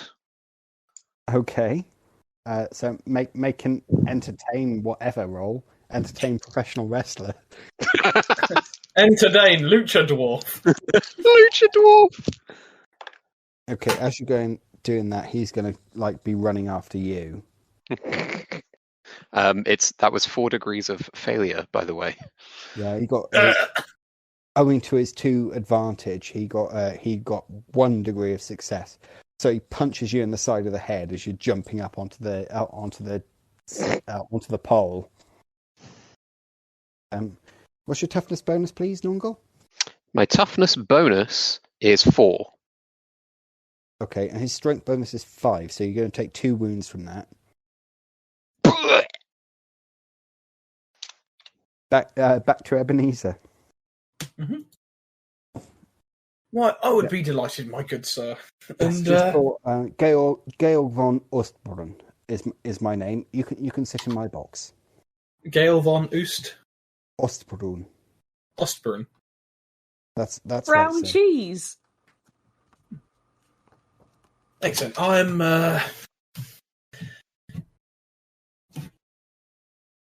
Ebenezer Libram. Fucking hell. Just Libram, not von Libram. Returning to the ring. Stör and Seraphina, are you still cheering? Absolutely. Yeah, we're going wild. Okay, make a leadership then. Drop my dice. Oh god, that's fine. I'll roll my other dice. Fail. I passed 2 successes. I think it's 2. No, 1 success, sorry. Nornghal, you were knocked down to 0 advantage by that punch to the head, but you get up to 1 advantage now. Okay. He's now got 3, however. What are you doing? I guess that'll prompt me to spin back around to him. Oh, we're fighting dirty, are we? And I'm going to go straight for his knackers. Okay, roll it. Would that just be a melee basic? That will be a melee basic. Beautiful. Ah, fucking shit. Well, I'm at 78 with a skill of 57. Well, you've only got 1 advantage, so yeah, he doesn't actually succeed to defend on that, but you didn't hit him in the first place, so nothing happens. It's his turn now. Just you ever pick your dice up and then throw them down in exactly the same way?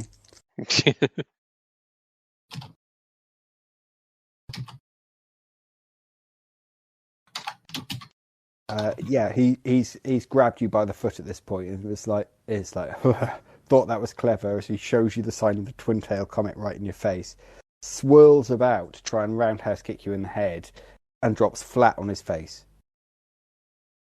Ha! Back to Ebenezer. George, would I know? Like von means they're of Libram, correct? Yeah. Yeah, the word von is in a name. Mm-hmm. It wasn't on any of the official documentation. Is that an oversight or something I've made? No, that is not an oversight. Von is before a surname generally indicates that the person is of nobility. Mm-hmm. However, it's not exclusive. Like Boris Todbringer is not Boris von Todbringer because he doesn't like the way it sounds. No, I prefer just Libra. Yes, I'm here with my brother on business. He contacted me out of the blue a few weeks ago, and I've come to meet him here in Bögenhafen. Oh, really? What's his name? Castor. Castor Libra. I shall have to keep an eye out for him. Yes, he said he had some business at solicitors, but he's always going about business by himself. I've no idea, truthfully, what he gets up to most days. Oh, he sounds like a real tearaway. Mm. I will let you get back to your business. It's been a pleasure to meet you, Gail von Ostbrunn. Yes. Thank you very much, Ebenezer Libra, not von. I give him a shallow bow, as you do. Sweep your hat. Mm-hmm. Shallow indeed. Stör and Seraphina, you still just cheering? I mean, what else? Absolutely. Yeah, we're here for our boy. Tests. Leadership. Stop fucking about, Nornghal. Fuck him up. No, I failed that time, actually. 9, so yes, I've How passed many that. success is that? So my leadership is 30. Yeah, not bad. You don't have any advantage, so you can't transfer them to him. However, Nornghal, you do gain another advantage. No, my 3, sorry. You do have leadership. Yeah, I do. Yeah. You can transfer all of that to him. Oh, Sorry. Nornghal, you've now got 4 advantage. 4 Woohoo! advantage in total. Cool. Yeah. So he's just fallen on his ass. Mm-hmm. I'd like to throw him out of the ring. Hey. Okay, make a melee brawling then. This is a plus 40 because you got 4 advantage now from Seraphina. Come on, Lucha Dwarf. Okay. Plus 20 because he's flat on his face. Question. I'm not trying to like drag him. I'm literally trying to like lift him up on my back and toss him. Okay, so you'll be making a melee brawling to grab hold of him. Uh-huh. Then you'll be making a strength to lift him. Okay. If you succeed at both of those, I will consider it a foregone conclusion that you are strong enough to throw him out of the ring. Beautiful. So melee brawling first, which is just my roll ballistics weapon skill. So unless you're throwing him at someone, then it would be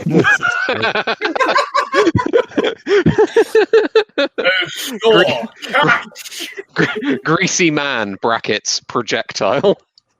No. Okay, so my melee brawling first. Oh, fuck's sake. Helps when I actually roll the dice into the dice thing. That is... Oh, that's 45, and my base skill is 48. Nice. Okay, and you've got a plus 50 to that, so you've got 5 degrees of success just to get hold of him. So long, champion! So I've got hold of him. He's going to be resisting this with his melee brawling, but he's at considerable negative penalty since you've lifted him now onto your shoulders. And it's now a strength test. Strength, yeah. You still got the 4 advantage because with 4 advantage, which would put me up to an effective characteristic of 84. Is that right? Yeah. Okay, and then I also get plus 10 to strength tests when lifting due to my sturdy talent. No, and you also get a plus. You got a strong back, so you get another plus 10 in opposed strength tests. Oh my god! So I'm rolling an effective stat of 104. Yeah. So whatever you roll, you get plus 1 success level to it for having a stat over 100. Plus 1 success level. Okay, so I'm rolling an effective stat of 94. No, with you're rolling an effective 104. You're rolling to see what you get, but whatever it is, it's 1 over 100. You get another success level onto it. Let's see. Basically, yeah. Well, what a time to roll an 89. That'll do. Well, it doesn't matter because no, it doesn't. That is still 2 success levels plus 1. While he rolls a 92 to try and stop you from doing this. You literally hurl him out of the ring. Oh my goodness. He crashes down onto the floor. He manages to right himself. He seems to like land badly and twist his ankle. He goes down like clutching at it, and there's just silence across the crowd for about a second. And then there are cheers led by Stör and Seraphina. Yeah.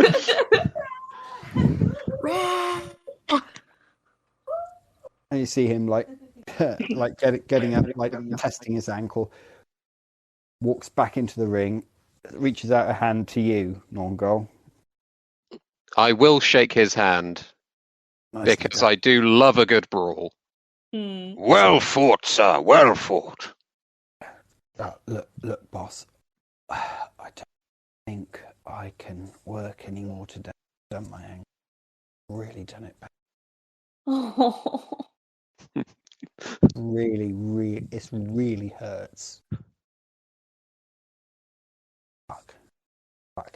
All right, ladies and gentlemen, our new champion. And he grabs Nornghal by the wrist and lifts it high into the air. Nornghal, as he's doing this, he sleight of hands 4 gold crowns into your palm. Beautiful. Right. You've Nornghal has just won the wrestling match against the champion and received 4 gold crowns for his trouble. Having injured the champion in the process, the guy says, "Show's closed for the day," and there's a huge boo across the crowd as this guy this big bald guy with masses of muscles and tattoos all over his body just limps towards the nearest beer tent. I'm actually going to follow him, and I'm going to buy him a beer. Aww. Okay. Yeah. Once again, I pat Stör's back. Hello. Look. Stör, what are you doing? I'm watching my friend do a really good job fighting. I mean, I'll be honest, that were impressive. I mean, was there a cash prize or something? I don't know. Well, in any case, you do know. You were there in place. That was a clever lie, George. Well, look. Okay. In any case, we're supposed to be keeping a low profile. Throwing some fucking thick cunt out of a ring is not low profile. What are you doing at this point, Seraphina? Because you can sort of like get between people's legs, like being a kid at the village fete. You see a skirt flip up. Is there any contests there that I might be good at? Like a blindfolded herb sniffing pie. Something like that. No, bobbing for pies. Yeah. That's for Pie Week. They've got bunco artists, which you think that you might be able to outsmart. There are people getting up at one beer tent. They're shouting into the street. They're saying that they're trying to get a team together for a Midden Ball Sevens. What's that? Midden Ball is basically rugby. Yes. Absolutely. Yes. Doing it. Time for more violence. Yeah, I want to be in on that. Okay, I'm going to have you... I would imagine they're going to put you as a back. Yeah. So make a melee brawling and make a dodge and also make a ranged thrown to see how well you do. Aww.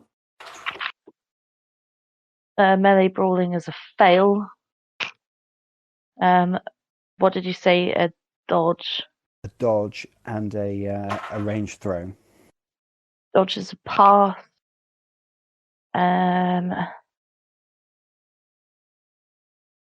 Where's my throw in this? It's not in basic skill, is it? Ranged is ranged is an advanced skill, but you can do thrown as just as ballistic skill. Okay. Hang on.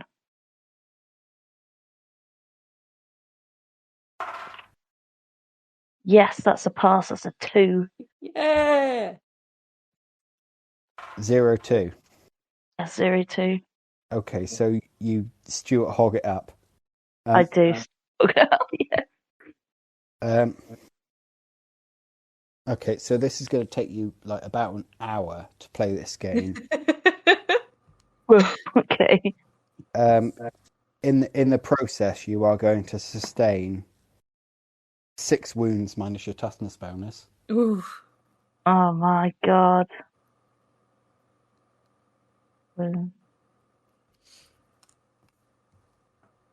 But you win. Yay! Can I heal myself? Yes, you can. Yeah. Gonna do that. Go on then. Roll a heal. This is going to be after the game's going on. No one else knows that you've done this. You've snuck off to play Midden Ball. Look, let's just grab Nornghal and get... Where's Seraphina gone? I don't know. Fuck, I've just spent the last fucking hour I'm looking for all you. Okay, Ebenezer and Stör, what are you doing? Okay. I mean, if it means that I'm not getting told off, then I guess. Where do we see Nornghal slink off to? The last time you saw him, he was following this guy to no, that was in character to like a store. Oh right. I mean, would I have noticed? Yeah, you would have noticed. Okay. Whether you want to tell him that or not.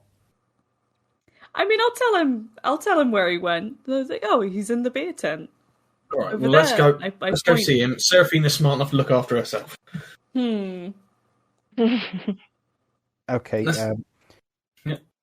Nornghal, he goes into the beer tent and he goes in. He's a fair distance before you. A beer's plonked in front of him. In this place, they've only got one beer, and you pay for it, and that's it.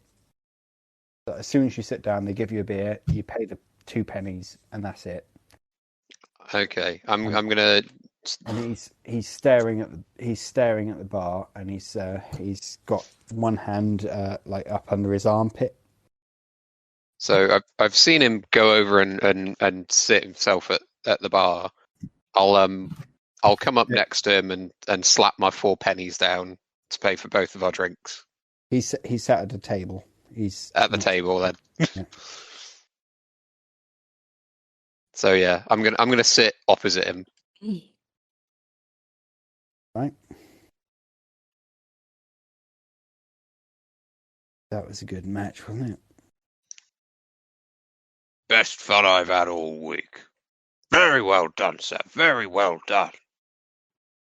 Yeah. And he knocks his beer back and raises his hand for another, which is duly put down. They take your 2 pennies away. My uncle's all right, you know.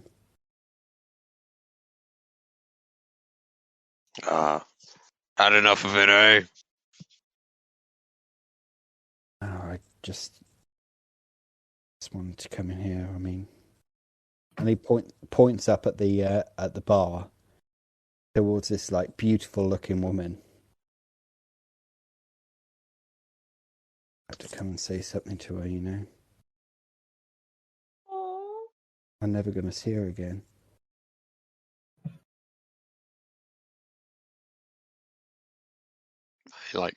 Stare. Is she the only barmaid there, or are there several? No, there are several, but this is the one that he's pointing at. Is there a shorter, more ginger one? Does she have a friend? Well, are you looking for a dwarf one, basically? Is there a dwarf barmaid? No, there isn't. Okay. Honey. Dwarf population of the Empire is about 0.25%. The chances of there being a dwarf barmaid are slim to 0. Well, never mind. Okay.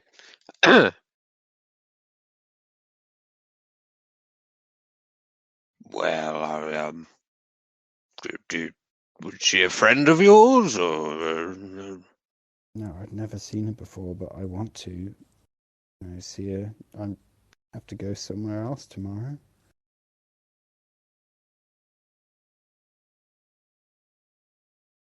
I'm gonna person. I'm gonna slap my hand on his shoulder. I saw her laugh the other day, and it made me feel something that I haven't felt ever. I'm gonna slap my hand on his shoulder. Grip him tightly. You do what you must, young man. You do what you must. He's finished his beer by this point, and another one is put in front of him, and he clocks that back as well. I don't know what to do. I don't know what to do. Okay, back to the others. I'm trying to lead Stör into the beer tent where Nornghal is. Yeah. Actually, no. The Stör even told me that he's in the beer tent. I pointed and said the beer tent, and we went. These two are coming back in. Seraphina is still playing midden ball. Yep, I imagine that'll take a while. Very well as a fullback. Just runs through the opponent's legs, ducking and weaving. Yeah. I can't catch her. Like a greased up rat. More grease. Okay, so you see Nornghal with a full beer sitting next to the guy that he supposedly beat at wrestling. Ah, Nornghal, there you are. Good job in the ring there, bad luck, fella. Does he look the strong man? Does he look sad? Just because of the conversation they've just been having. Yeah, at this point he does. Yeah. And I'm gonna sit in an available chair next to him. Are you okay? Oh, I'll live. Oh. That's a spirit. Anyway, how can we make some more money? Yeah. I point over his shoulder or behind me at the bar. It wouldn't make any difference. Are you pointing at this woman? Yeah. Yeah, she'd be moving around, so it's not going to make any difference. So All if right. you want to do it well, like Ebenezer's not looking, just jab the thumb. Yeah, no, I'm just like gesturing towards her, like this fella here has an eye for this young lady. Right. All right, good for him. Like, well, what does he want us to do about it? You don't. Well, look, she's a barmaid. I'm sure she's up for a rough and tumble, the right rugged sort of gent. You don't talk about her like that. Exactly, and she'd be lucky to have you.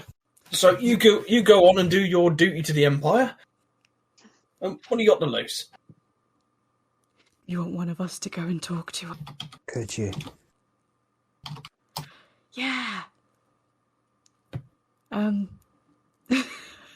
What's your name? Sorry. The champion. They call me Crusher, but my real name's Johan. Johan Balkan. Oh, that's a nice name. Okay. Right. Well, I'm gonna get up then because I have to go and speak to a young lady. Okay. Is anyone coming with me? No. Well, if they're up to it. Otherwise, I was going to ask what the conversation at the table is. Otherwise, Seraphina's off playing midden ball. Yeah, an hour. I imagine Ebenezer is up for a laugh and will go along to assist. No, you're going to hinder this. I begrudgingly accept your help, but fine. I mean, to be honest, Nornghal's not really socially gifted either, so... I am socially gifted. You're not! I'm just an arsehole. You're this heartbroken little monster man, and you're just like, so... go on then. Okay, who the fuck is this guy anyway? You walk up to this woman who is by now behind the bar. Mm-hmm. Yes, can I help you? Hi, I'm just passing on a message from an admirer of yours. Oh, God, not him. Did you say not him? Yeah, he's been coming in. He came in the other day. He came in at 10 o'clock in the morning. He was staring at me all day. He's just walked out. He came in first thing in the morning, stared at me for a couple of hours, left. Now he's come back staring at me again. Would you believe he's actually a fairly sensitive soul? I mean, looking for all the muscles, you wouldn't believe he's actually a pretty good poet, would you? No, he's terrified to come over and talk to you. Yeah. What? I mean, he's taken a fancy to you, and from what I gather, you're his muse, as it were. You should see some of the nice things. You should hear some of the nice things he's written about you. I think you've really left an impression on the man, and you'd be lucky to have him. I mean, he ain't. I mean, how often do you see a big burly guy like that, and then have all the brains to go along with it? What? So he's a poet, is he? Oh, he does it as a hobby, yeah. But I've heard he's sold a couple of the good ones. What in He's the terribly hell is nervous about the whole thing. this poet? He's supposed to know about love, isn't he? Well, that's the thing. That's the paradox. They get, like I said, he's a very sensitive man, and well, he has problems with it himself. Who knows? Maybe he just needs to be taught the proper terms of love. Like I said, you could be his muse. Set him free. It's like a... Okay, she looks over towards him and just like blushes and puts his head on the table. I'm gonna like nudge him, and just give him a bit of a shove and wave to her, and just like yeah, hello. So he's been coming in here all this time to look at me, has he? And well, I imagine the beer's not too bad either, but yeah. I elbow Ebenezer. I was scared, to be honest with you. Why? Well, I mean, look at him. Yeah, he's a big bloke. Don't you want to be swaddled up in those large protective arms, shield you from all harm, all the darkness, all the horrible creatures and patrons that the Empire has to offer to swat your ass and stab you in an alley? Wouldn't you rather have a man like that by you? Well, I can take care of myself. Let's not be sexist now, but. Hey, I never said that. I never said that.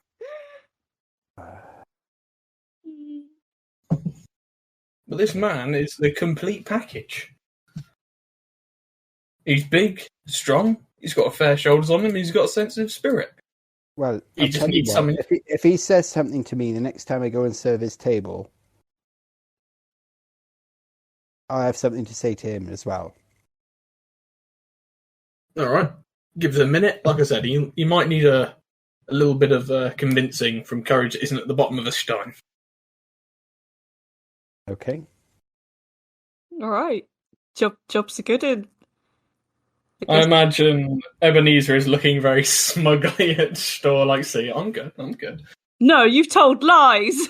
You're going to ruin his chances. You're horrible. I mean, we could probably have this as a whispered conversation. Yeah, see, I've done the lad right. No, you've done a very, very bad thing. What the fuck's he gonna do? He's just gonna sit there crying to his pint and wanking to his fucking tent otherwise? You did it the wrong way.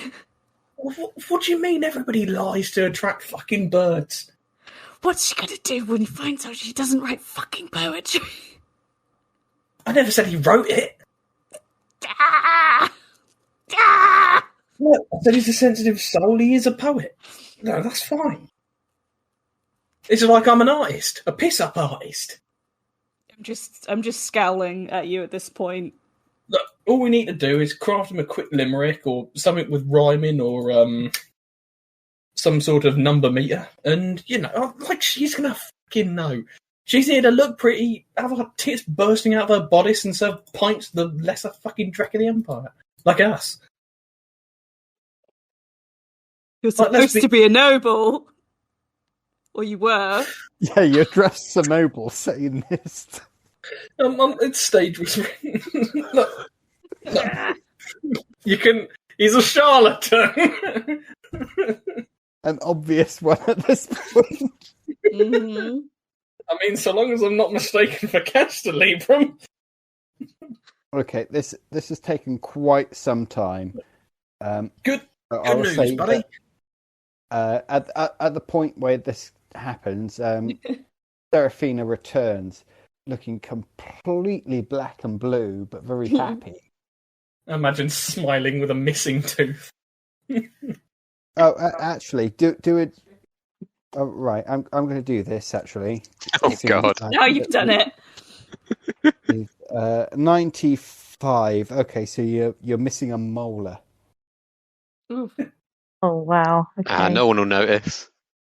Yeah, no one knows that. It's not one of the good teeth. Yeah, but make a note of the fact that you're missing a tooth. Seraphina comes in.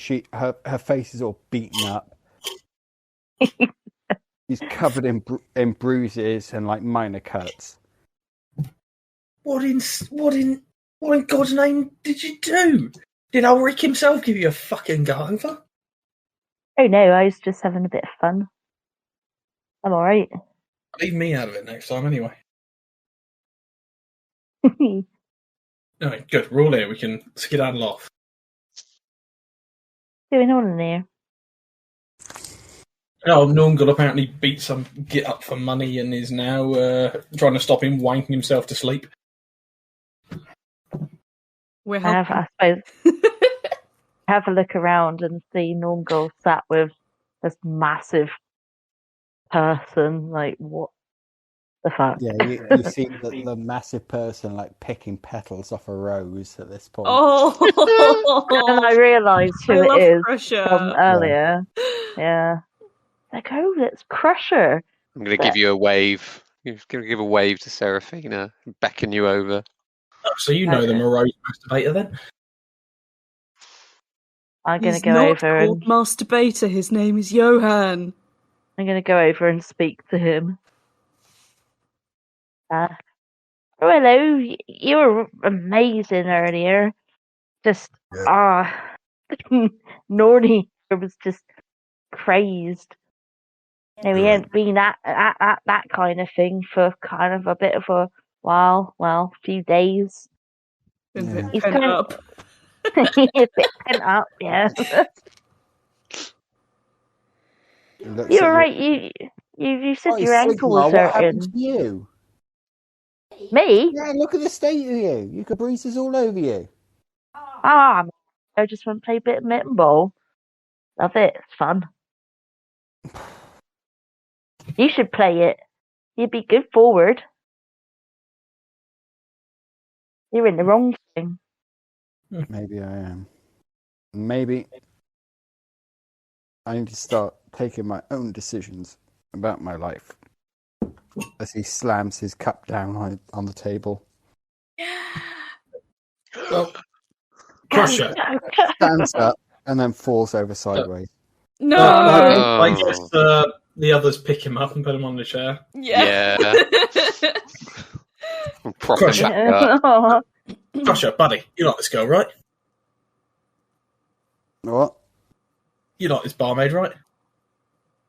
Yeah. You say she stirs something sensitive in you, right? Yeah. Good. Tell her that. And you should. I have a quick cursory look over at the barmaid. What features does she have? Yeah. We're gonna need to do this, aren't we? God. So I don't want this to become a course in writing, sensitive poetry about your but lover. he needs to say something. There once was a barmaid from Bögenhafen. Bögenhafen, babe, or Crusher. It would seem your eyes are as brown as the tree trunks. No! You never came across Crusher in time. I mean, so. I've got etiquette noble, so I'd know what noble women would not like having picked out about them and would be acceptable to have picked out about them. So I guess I just go, tell her she's got a nice smile, like a crescent moon, or like her hair is long and lustrous, like reams of silk, like reams of silk. Okay, so you give me ideas to yeah. She has a stately gait as she steps from stein to stern. Right? Stuff like that. Just give her a couple of lines. Tell her you like her. Tell her she stirred some sensitive things in you, and I don't know, go for a rough and tumble. Okay. Yeah. Seraphina. I rolled secretly for that, and I imagine in character it came across a bit better than it did in that. I was wondering, can I roll a fellowship to try and help? Or a leadership even, because I have that. Leadership, what's your my leadership is 32. No, what's your status? My status? Silver. It's base, bottom tier. Brass. Okay, so okay, roll a leadership then. Let me just have a quick check. I'm just checking. I thought it was silver. I thought you got silver for being a fence. I did, but I'm not a fence anymore. No, he's... right, you're Swindler Brass now. Yeah. I think I've traded down, to be honest, but...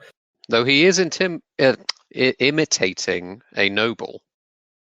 If that accounts for anything at all. That might help. Like, not etiquette. Etiquette noble is only for interacting. I can read and write to a fair degree. Not sounding out like a child. Let's see. So, come on. 11 out of 32. That's 2 degrees of success. Nice. Yeah, he's got 28 out on his fellowship. So you see him like trundle up to the bar, knocking over a couple of tables in the meantime. Then leans his arm down on the bar, and then suddenly affects this position of just amazing swag. And you're not sure what it is that comes out of his mouth, but it's like he's spewing pure Shallion juice into her ear.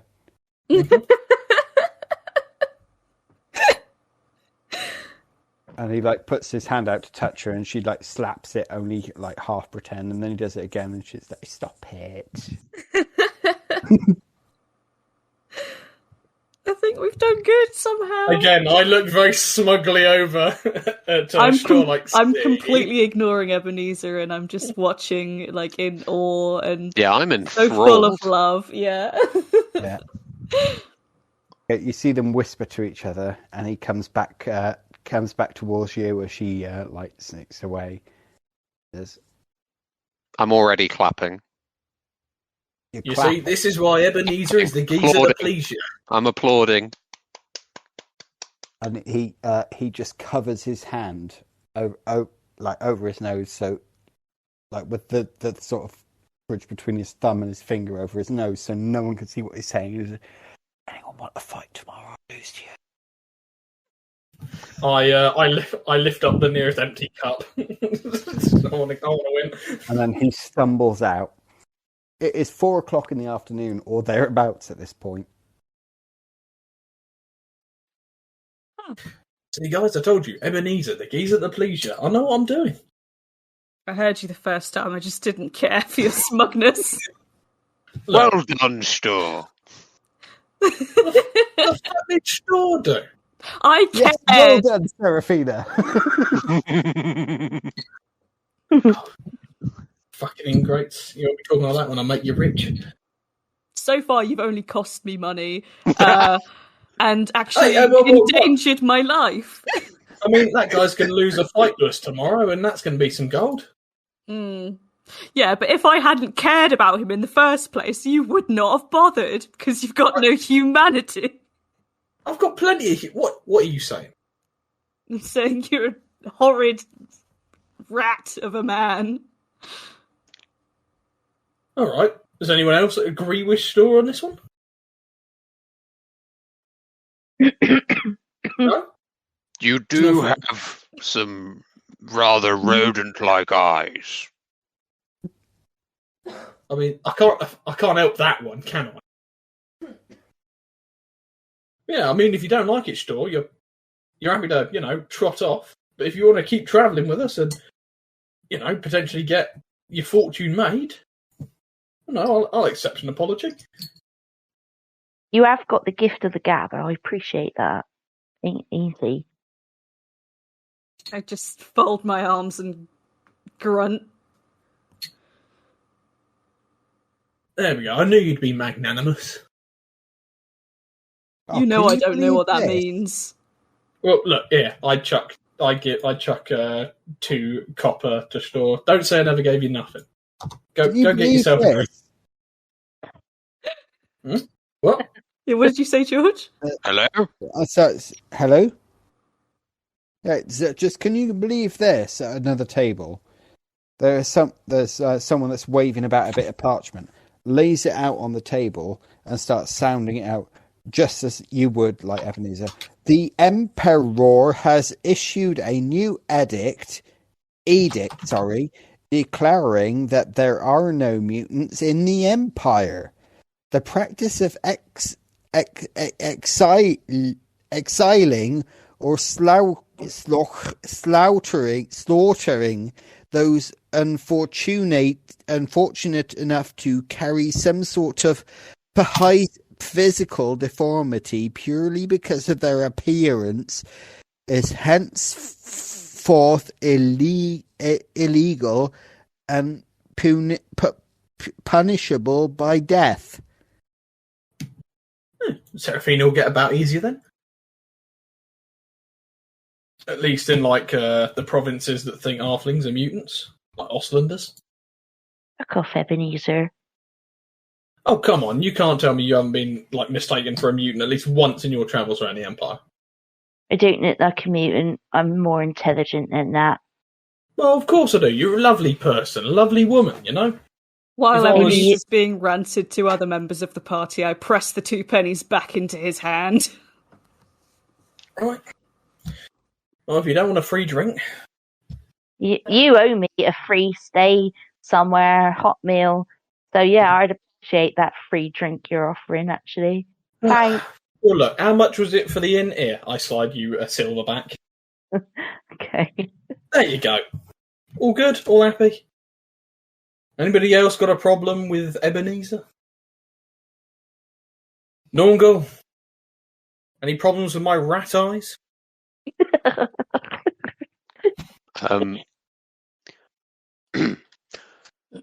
I suppose we'll write off the owing of that 1 shilling then. What do you mean? Nothing. Nothing. Exactly. Good man. And I slap you on the back a little too hard. Yep. See? Now, what was this about my odious disposition? What was this about my odious disposition, Stör? I'm just not engaging with you at this point. Stör is having quiet time. Alright, be an arse then. I'll look after my mates. And I'll be honest, you guys have stood by me pretty solid so far. I'll be honest, when we were getting out of that other place, I think I know some people that slip me fucking neck and then leave me there. Outdoor. No, I think about outdoors fucking shit some days. But, look.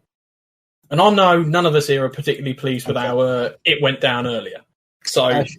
As you're in this beer tent, it is gradually beginning to fill up. It's getting on a bit now as you're talking.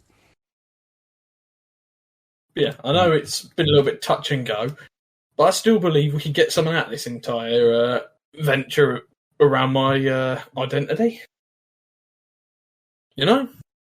If you're still happy to come along, come along. If not, well, you had your chance. I don't know.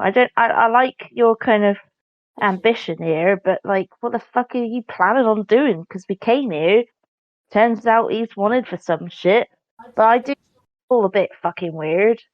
Here's the idea. What's your idea?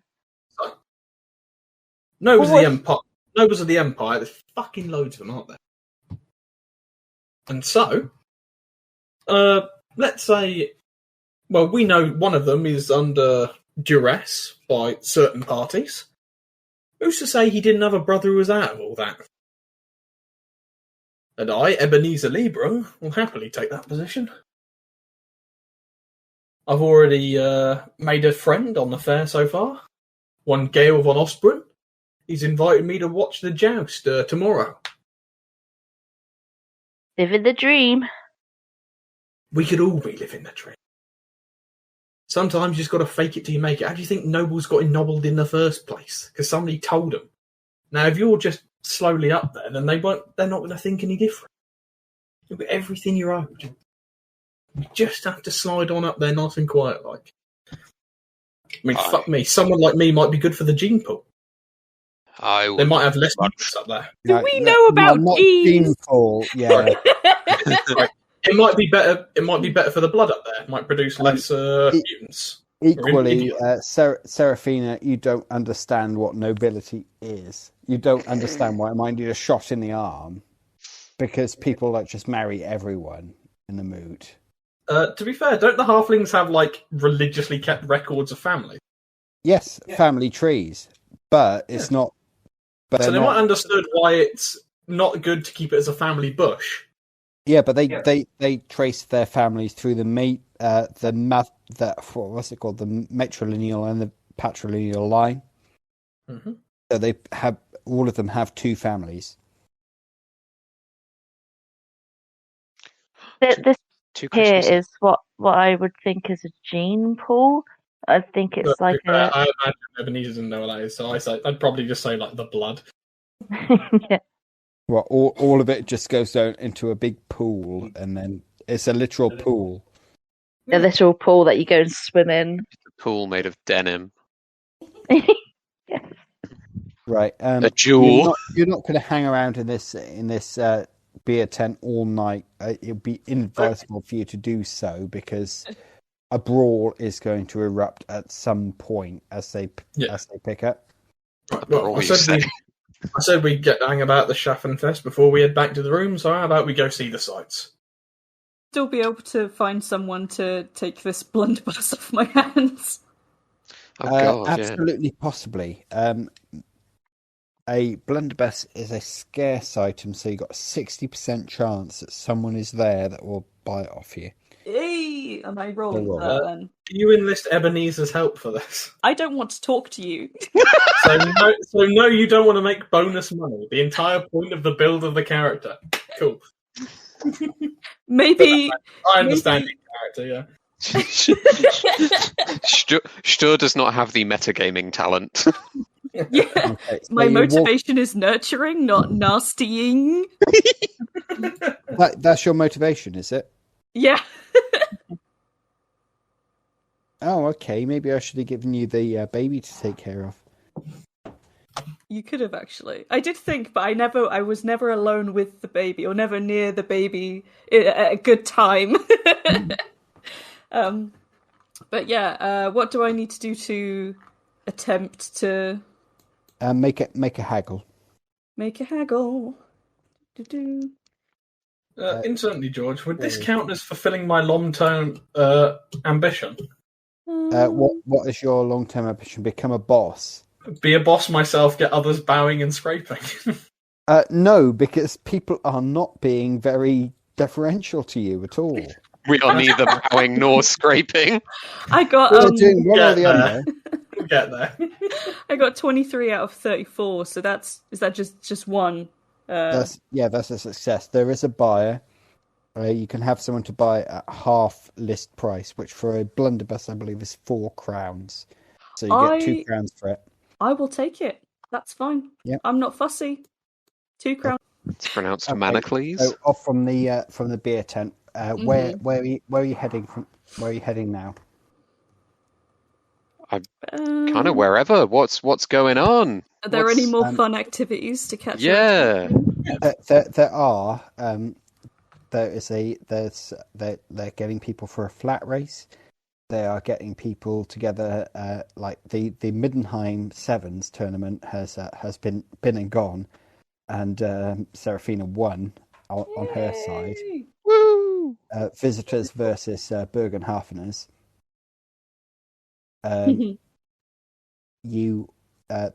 There is a medicine show. Sorry. The Bögenhafen Middenheim 7 team. Go Bögenhafen Beastmen. No, they're called the Bögenhafen Sheep. Or the Bögenhafen Rams, because it's a livestock market. No, yeah. That makes sense. Bögenhafen Rams versus the Visitors. You can go to the livestock market if you want. They are getting people together for a flat race. There's a medicine show. Which probably Seraphina will want to go and check out because she was looking for her. Yes. There was there's anything you want to go and see. There's buskers.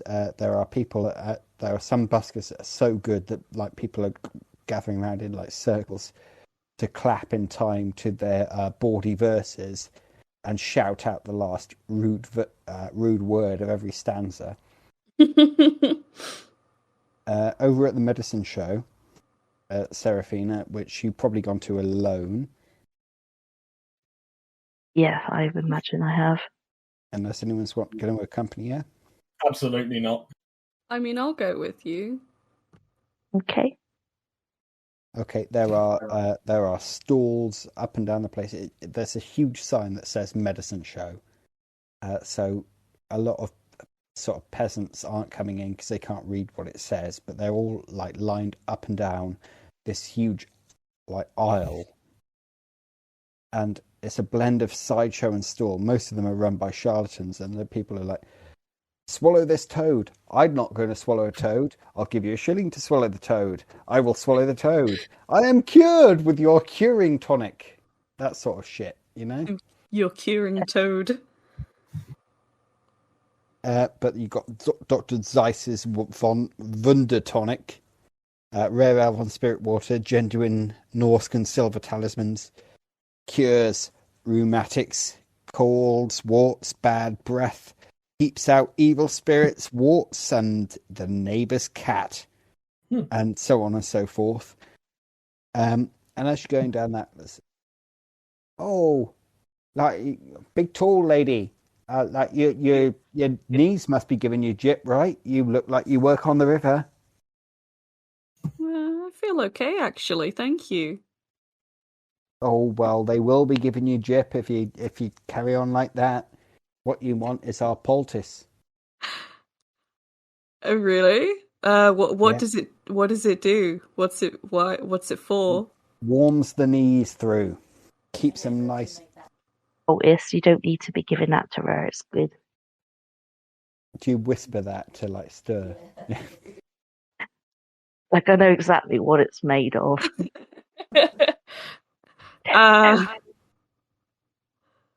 I don't think I would like the warm knees poultice. Thank you very much. That's very kind of you. And as you're travelling down this, you notice one stall, and there's a woman saying, "I've got herbs for everything." Everyone here is saying bad breath, warts, bad knees, whatever it is. I know which herb does what. And you go down there, and it's a little plump little lady, quite a posh Reichland accent. Right here, we got the cough syrups. Here, we got the bad joints. Here, we got the bad chests. Here, we got the bad circulation. Right? I don't discriminate. If you tell me what you want, I'll give it to you. And you've got Laura Apothecary. You can tell that her sales pitch is not bullshit.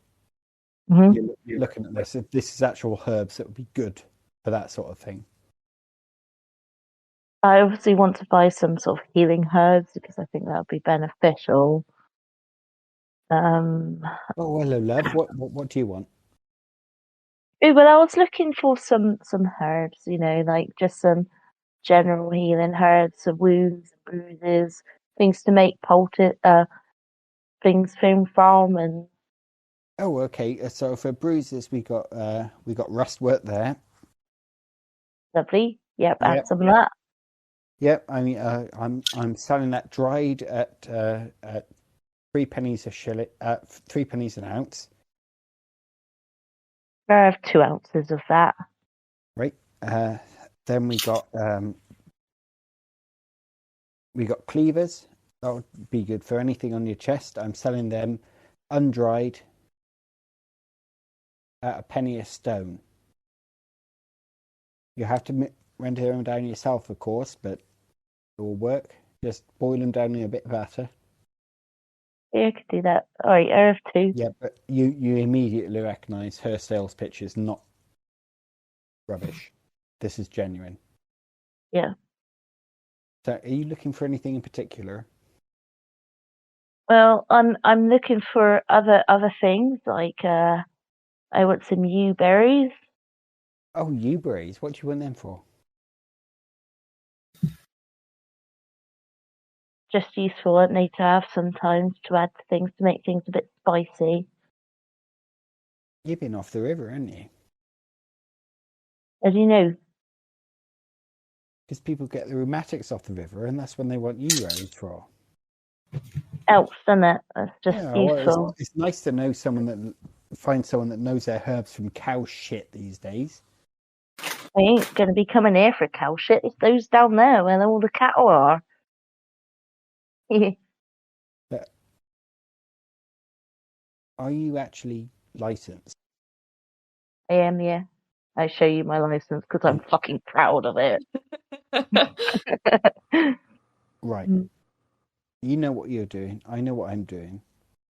Tell you what, next time you're in Weisbrook, we'll meet up and I'll show you some serious pharmaceutical studies, all right? Love it. I went through up Weisbrook to get here. That'd be amazing. Yeah? Yeah. All right. On. Give you a 50% discount on these. Whole lot for £1.03. Amazing. And I hand over the money. Okay. Meanwhile, Nornghal and Ebenezer, what are you doing? All right, Nornghal, anything interesting about? Do they say something about a race? There is a flat race going on, yeah. Nornghal. With your legs? Not my legs, Stör's legs. Got legs enough for all of us. Look, Stör's busy, tickling Seraphina or whatever. Is he tickling? Yeah.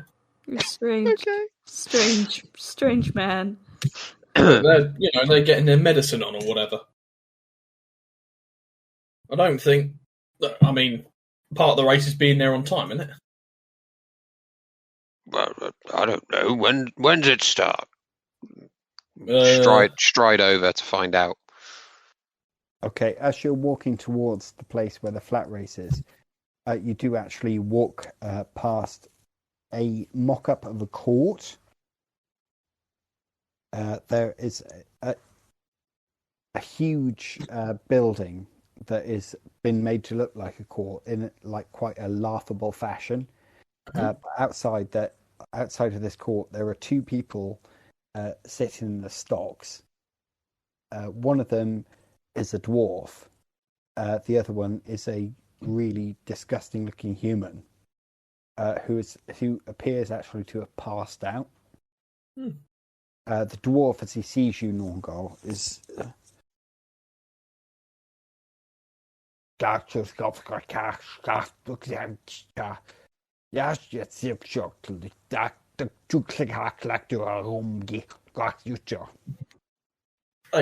Nornghal, do you see any tomatoes or spuds to chuck at them?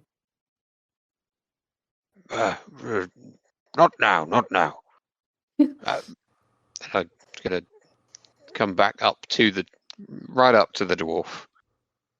Yeah, he stinks. He absolutely stinks. He's had rotten fruit and stuff like that thrown at him. How does his beard look? It's really unkempt. Oh, I'm heartbroken. What's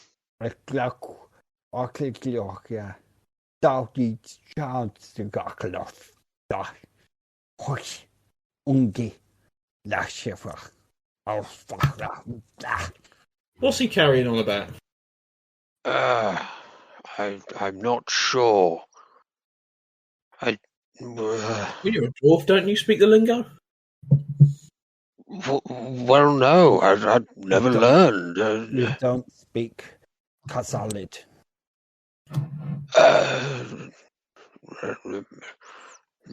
My parents never saw fit to. Well, that's kind of normal, isn't it? Look, they throw me in here for no reason except from being a dwarf. Be a brother.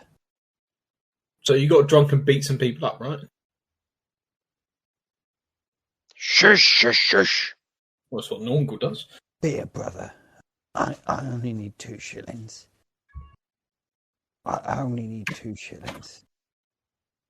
2 shillings. What? Who? Where? How? They locked me up. They grabbed me, locked me up, put me in the stocks. No reason. Just because I'm a dwarf. Who did? Where? The court over there. Right, what's your name? Godfrey. Godfrey. Right. Well, let's go see what we can do for Bodri, shall we, Nornghal? Seems to be that sort of day. Oh, hold tight, brother. We'll be right back. Okay, and that's as we stride over to the court, that hurls a rotten potato at him, which hits him in the face. Oh, I knew there'd be about somewhere. Look, Nornghal. Well, look, I don't think they're going to lock him up for just being a dwarf. He's got to have done something. So, I mean, look, let's face it. You've not been locked up yet, have you? Not since we got here. Yeah, and you've been striding around the fair fairly happy as you like. So I have a feeling he's done something. He's probably decked someone he shouldn't have, or had too much to drink and gotten a bit rowdy. You know how it be sometimes. Let's at least ask him why he's been put up before we throw our dollies out the pram. Right? Look, look. If someone does something bad, you want to punish them, right? I mean, yes, Ned. Hello. Bear with me. I thought I had a little man. Little man.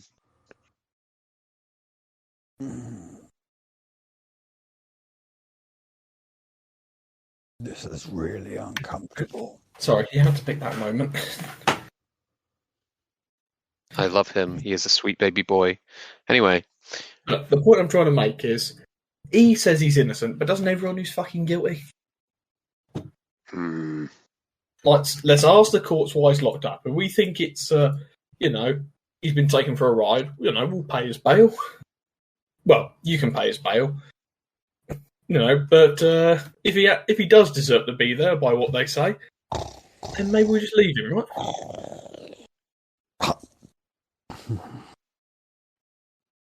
Do we have an agreement, Nornghal? Well, let's at least see what's going on with the man. Yeah.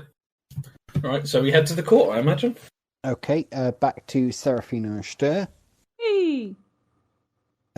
You are walking past another huge cordoned off area. And it says Dr. Malthusius's Zookopia. Zuka what now? Zookopia. It's a semicircular rope enclosure against the town wall. And within that are a huge number of stacked up crates, some of which have barred windows and all of which are covered in big tarpaulins. There is a seedy-looking dwarf trundling around, but there is also a guy that has a strange street charisma that you could only get from Altdorf, wearing a big top hat. Dr. Malthusius Zookopia, strange creatures from all corners of the world, the marvellous, the bizarre, the disgusting, and yes, even the faintly terrifying, ladies and gentlemen, brought to you at marvellous expense from all corners of the world, and no other like it in the world. Only 2 shillings. 2 shillings for what? Is it a lucky dip? Yeah, what's this all about? Oh no, all the marvels of the Empire, my ladies, will be shown to you in your very, very eyes. Don't know if I want to see that. Absolutely safe and sound. No mutations here, just natural selection, as they say. I'm alright, thanks. Nah. Not convinced. Just seemed a little bit suspicious. Vague. Yeah. There's a massive swelling crowd looking to have a look at this. Watch to see what happens with other people. I'm not going to be a guinea pig. Is that roll up? It will just be 1 hour before you will witness the most original and astounding and disgusting display of zoological curiosities ever placed on exhibition. in the entire length and breadth and width and heights of our glorious empire. Welcome to Dr. Malthusius's Zoocopia. Gathered together for your education, entertainment, and edification from the far corners of the known world at incalculable expense. Unusual, bizarre, faintly dangerous. Yes, my friends, you've never seen anything like it. What the fuck is going on over there? Is he on drugs? No, you just observe a small three-legged goblin sprinting its way through the crowd. Fair enough. Stop him! Stop him! Okay. It's here I go running again. Yeah. Athletics. Okay. If I catch him, do I get to keep him? No. Oh no, I rolled not 96. Oh no. So you fall flat on your ass. Yeah. Seraphina, what are you doing? Nothing. I'm not doing anything. I'm bemused and perplexed at what the hell's going on. I think I didn't expect anything this surreal. I don't think I've ever encountered anything like this before, so I'm just like looking at Stör running off after this three-legged thing and this like Okay. roll up, roll it guy, like giving it all that but being vague. I have no idea what's going on. Oh, it's a freak show. It's a I know, but I wouldn't know what a freak show is, I suppose. I don't know. No, I don't think I would. No? No, from the Mootland you wouldn't, because there's no mutation there. So, Know what's going on. okay, so the goblin is subdued by other members of the crowd.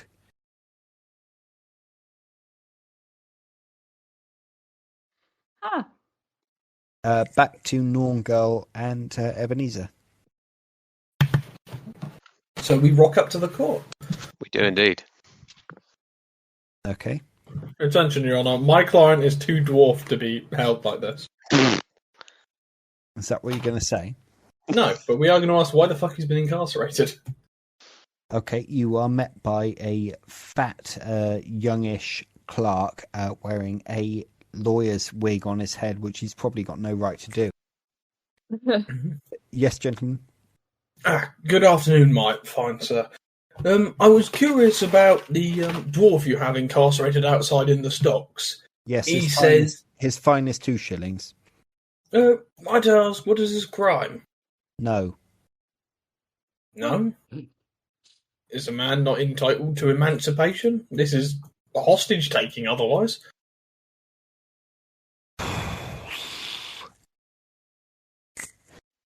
Gottfried Gurnison arrested for public drunkenness and vagrancy.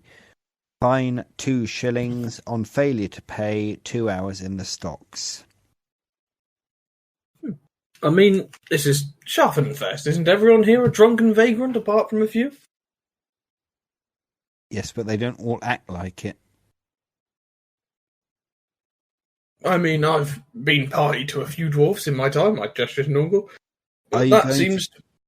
Are you going to pay his fine? Is there any way I could perhaps charm this guy into... Perhaps I can get him out of your hair. Get him away from here. This is the main thing. Get him to be a drunken lout elsewhere. That way you have no worry of him returning to Schaffenfest, say, tomorrow, when his vagrancy brings him back to the festivities. Well, this festival is going to go on for 3 days. If we continue to not make an example of him, not dissuade him from behaving in this way, he will come back for the next 3 days, and Sigmar knows where he'll go then. No. You listen to me, boy. Excuse He's not done anything that none of the other louts striding around. Look around you. He turns around and looks at the back wall. Well, I can see that pleas will not fall upon the deaf ears of this court. Nornghal, would you like to pay the kidnapping fee for your countryman? Now you listen to me. You can't just go locking people up for no bloody reason. Public drunkenness and vagrancy is not no reason, that's two.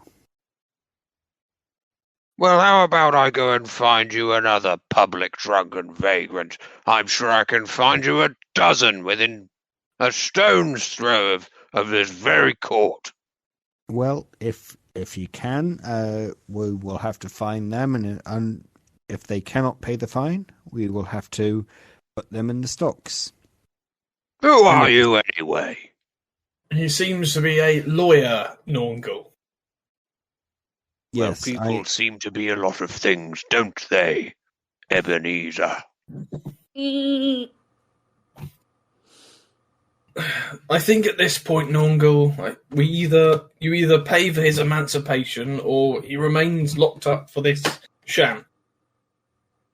I don't think our words will fall upon hearing ears all of a sudden. How long's he been in the stocks? Since about 3 bells. What was the last bell we heard? 5. So he's been there 2 hours, so yeah, he should be free like any minute now. He served his sentence. Let the man go. Oh. Let the dwarf go. The dwarf does have a good point. If he served his sentence, then justice has been rendered. I suppose. Ricard, open the stocks. And a huge watchman walks over with a hammer and just knocks the bolt out of the stocks and pulls them open, and this dwarf just like falls over backwards and comes over. Oh, you're my best friend. Shall we spare blood brothership right now? You saved me. I was going to starve to death in there. How long do they tell you? 2 hours? That's what they've been telling people every 2 hours since they always come in. How long have you been here? Oh, I don't remember. I was drinking quite a lot. Shall we go and get a drink? I think you'd better line your stomach, sir. Yeah. Should we get a drink anyway? I think Ebenezer does the maths in his head. 2 foul, drunken, bad-tempered dwarves that like to get into fights. And I think he goes, well, you seem to have this in hand now, Nornghal. I'm going to go find the others. Okay. Okay, you don't know where they are. That's fine. Break. Yes, get myself as an accessory to more crime.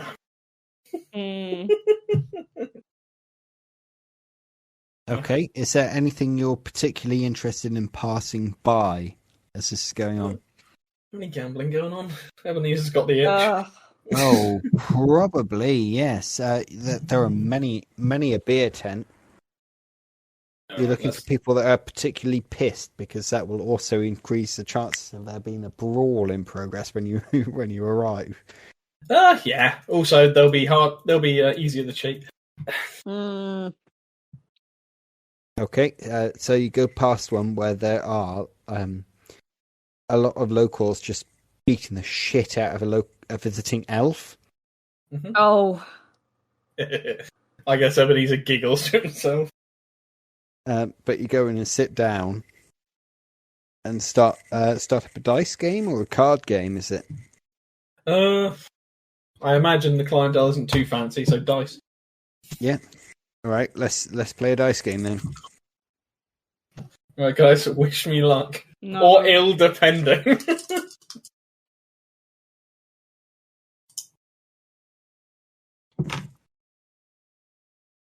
That is 1 degree of success. Okay, so what's your current income rating? My income rating? Yeah, charlatan. Swindler is 3 brass. Let's see. Yeah, brass 3. Yeah, so you managed to make 3 pennies this way.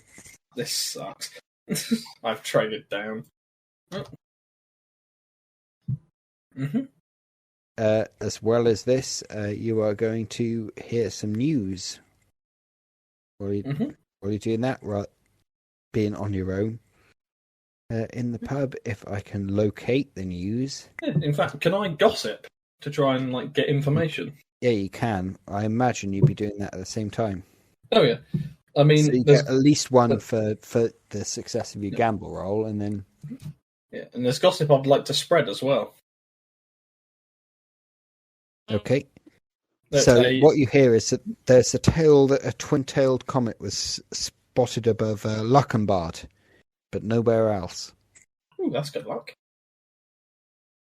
Mm-hmm.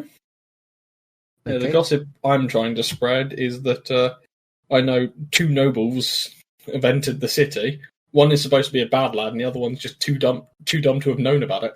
Something about a Librum or a Librum, Lebensraum, something like that.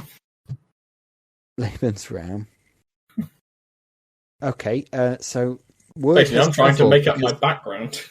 Word has travelled because they did someone. It's a big tough guy. I've heard of that Librum, and that was a bad lad. Left 2 people dead in Weisbrook from the last I heard. Yeah, that must be the nasty one. Like I said, I've come across that. I've come across a dumb one. He's an inoffensive sort of bloke, I guess, but absolutely clueless about some of the stuff. Well, I never heard of him. I mean, how many nobles have you heard of? Apart from the local sorts. Fair few. We don't really have nobles around here. I mean, a couple, but the councillors are what counts around here. You know, Councillor Toygan, he's got a bit weird as well. He only goes to the guild meetings in the evenings. He's had the entire Merchants Guild's timetables reorganised to that. It might be a funny one. A lot of nobles are. You know, they don't like to go out in the sun.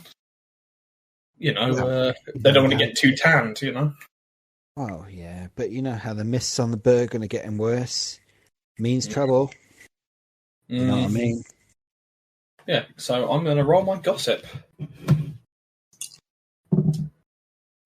2 degrees of success. Okay, so you get...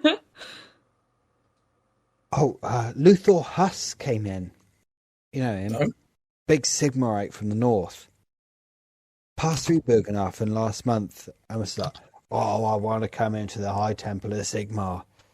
Of course he was kicked out. Who ever heard of a Sigmarite from the north? That is odd. I mean, don't those Northerners all worship their fucking, Ulrich? Pagan.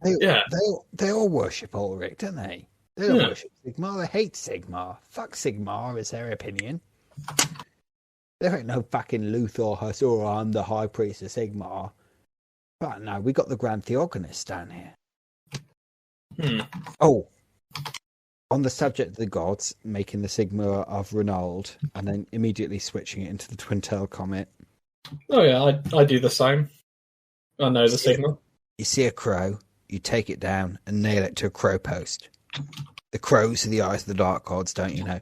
You don't want to get them mixed up with ravens, though, because ravens is the eyes of Moor, and you don't want to intimidate Moor. Oh yeah, you know the difference, don't you? They got fuzzy little breeches on the ravens, a sign of nobility. Yeah, and then the nearest crow post, right? That's over by the east gate. So you don't buy no horses from this Schaffenfest here, all right? Watch stopped a drover from Averland trying to sell a mare.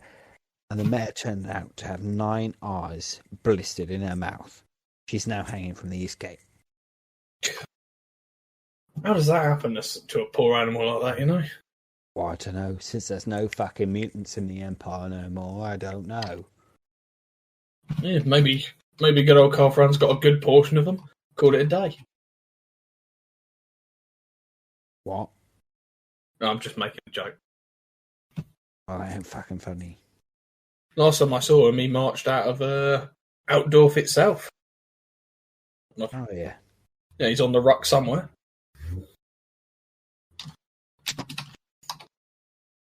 Right. Okay, back to Stör and Seraphina.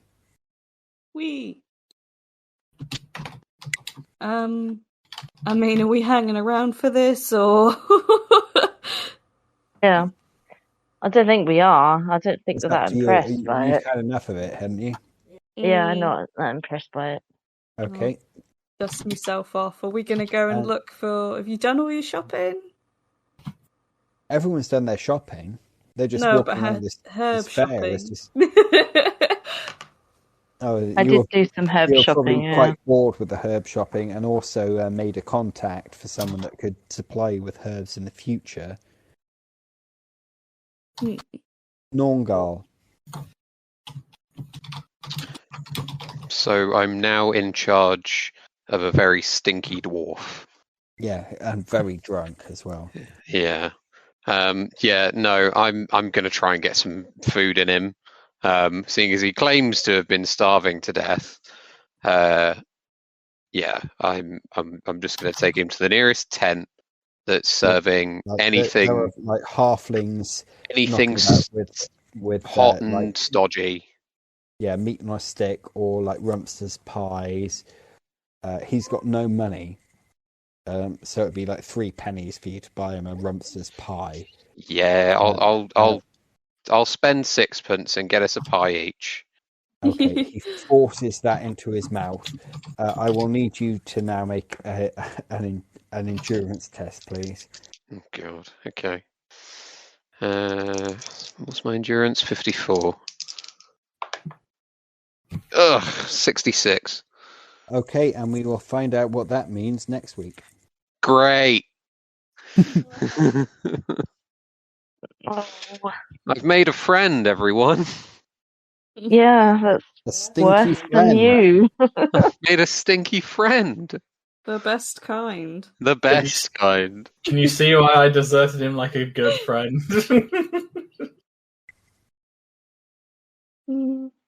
God, Ebenezer, scum. Yeah. You've made everything so much worse. Who, me? Everyone. Everyone. What do you mean? What the fuck? What do you mean we've made everything What a worse? great session. We It was a good session, actually. We nearly got kidnapped, but then we broke out. We got Crusher late. We did Yeah, get true. Crusher, more like crushing pussy. Like, I mean, unless he's like an actual wife beater in the making. Like, I mean, we can't be held responsible for that one. No, he's got hidden depths. So in my opinion, when he kicked someone in the stomach, gave them the sign of the twin-tail comet, and then smashed their jaw with his shoulder, I was imagining him as Stone Cold Steve Austin. It could be worse. He could be Brock Lesnar. Brock Lesnar is the worst person in the world. The only things that he ever did as his career, he's bad at. What was it? We were with Cat and Sam. Wait, it's not Brock Lesnar I'm thinking of. Who's the No, one you're not thinking of who shot his wife and his that's kids. the one, yeah. Yeah. Oh God, what's he called? Chris Benoit. Chris Benoit. Yeah. That's him. Okay, well, on that Anyway, happy note, I need to think something setting appropriate to say, and you've all just thrown off my jive, man. Oh yeah, Lucha Dwarf is coming. Get here into the Bögenhafen ring. Brother. Man. Oh yeah. Oh yeah. I got you for 3 minutes. The 1, 2, 3 minutes. 3 minutes. I only need 1.5. Yeah. Bone saw it. Bone Dwarf is ready.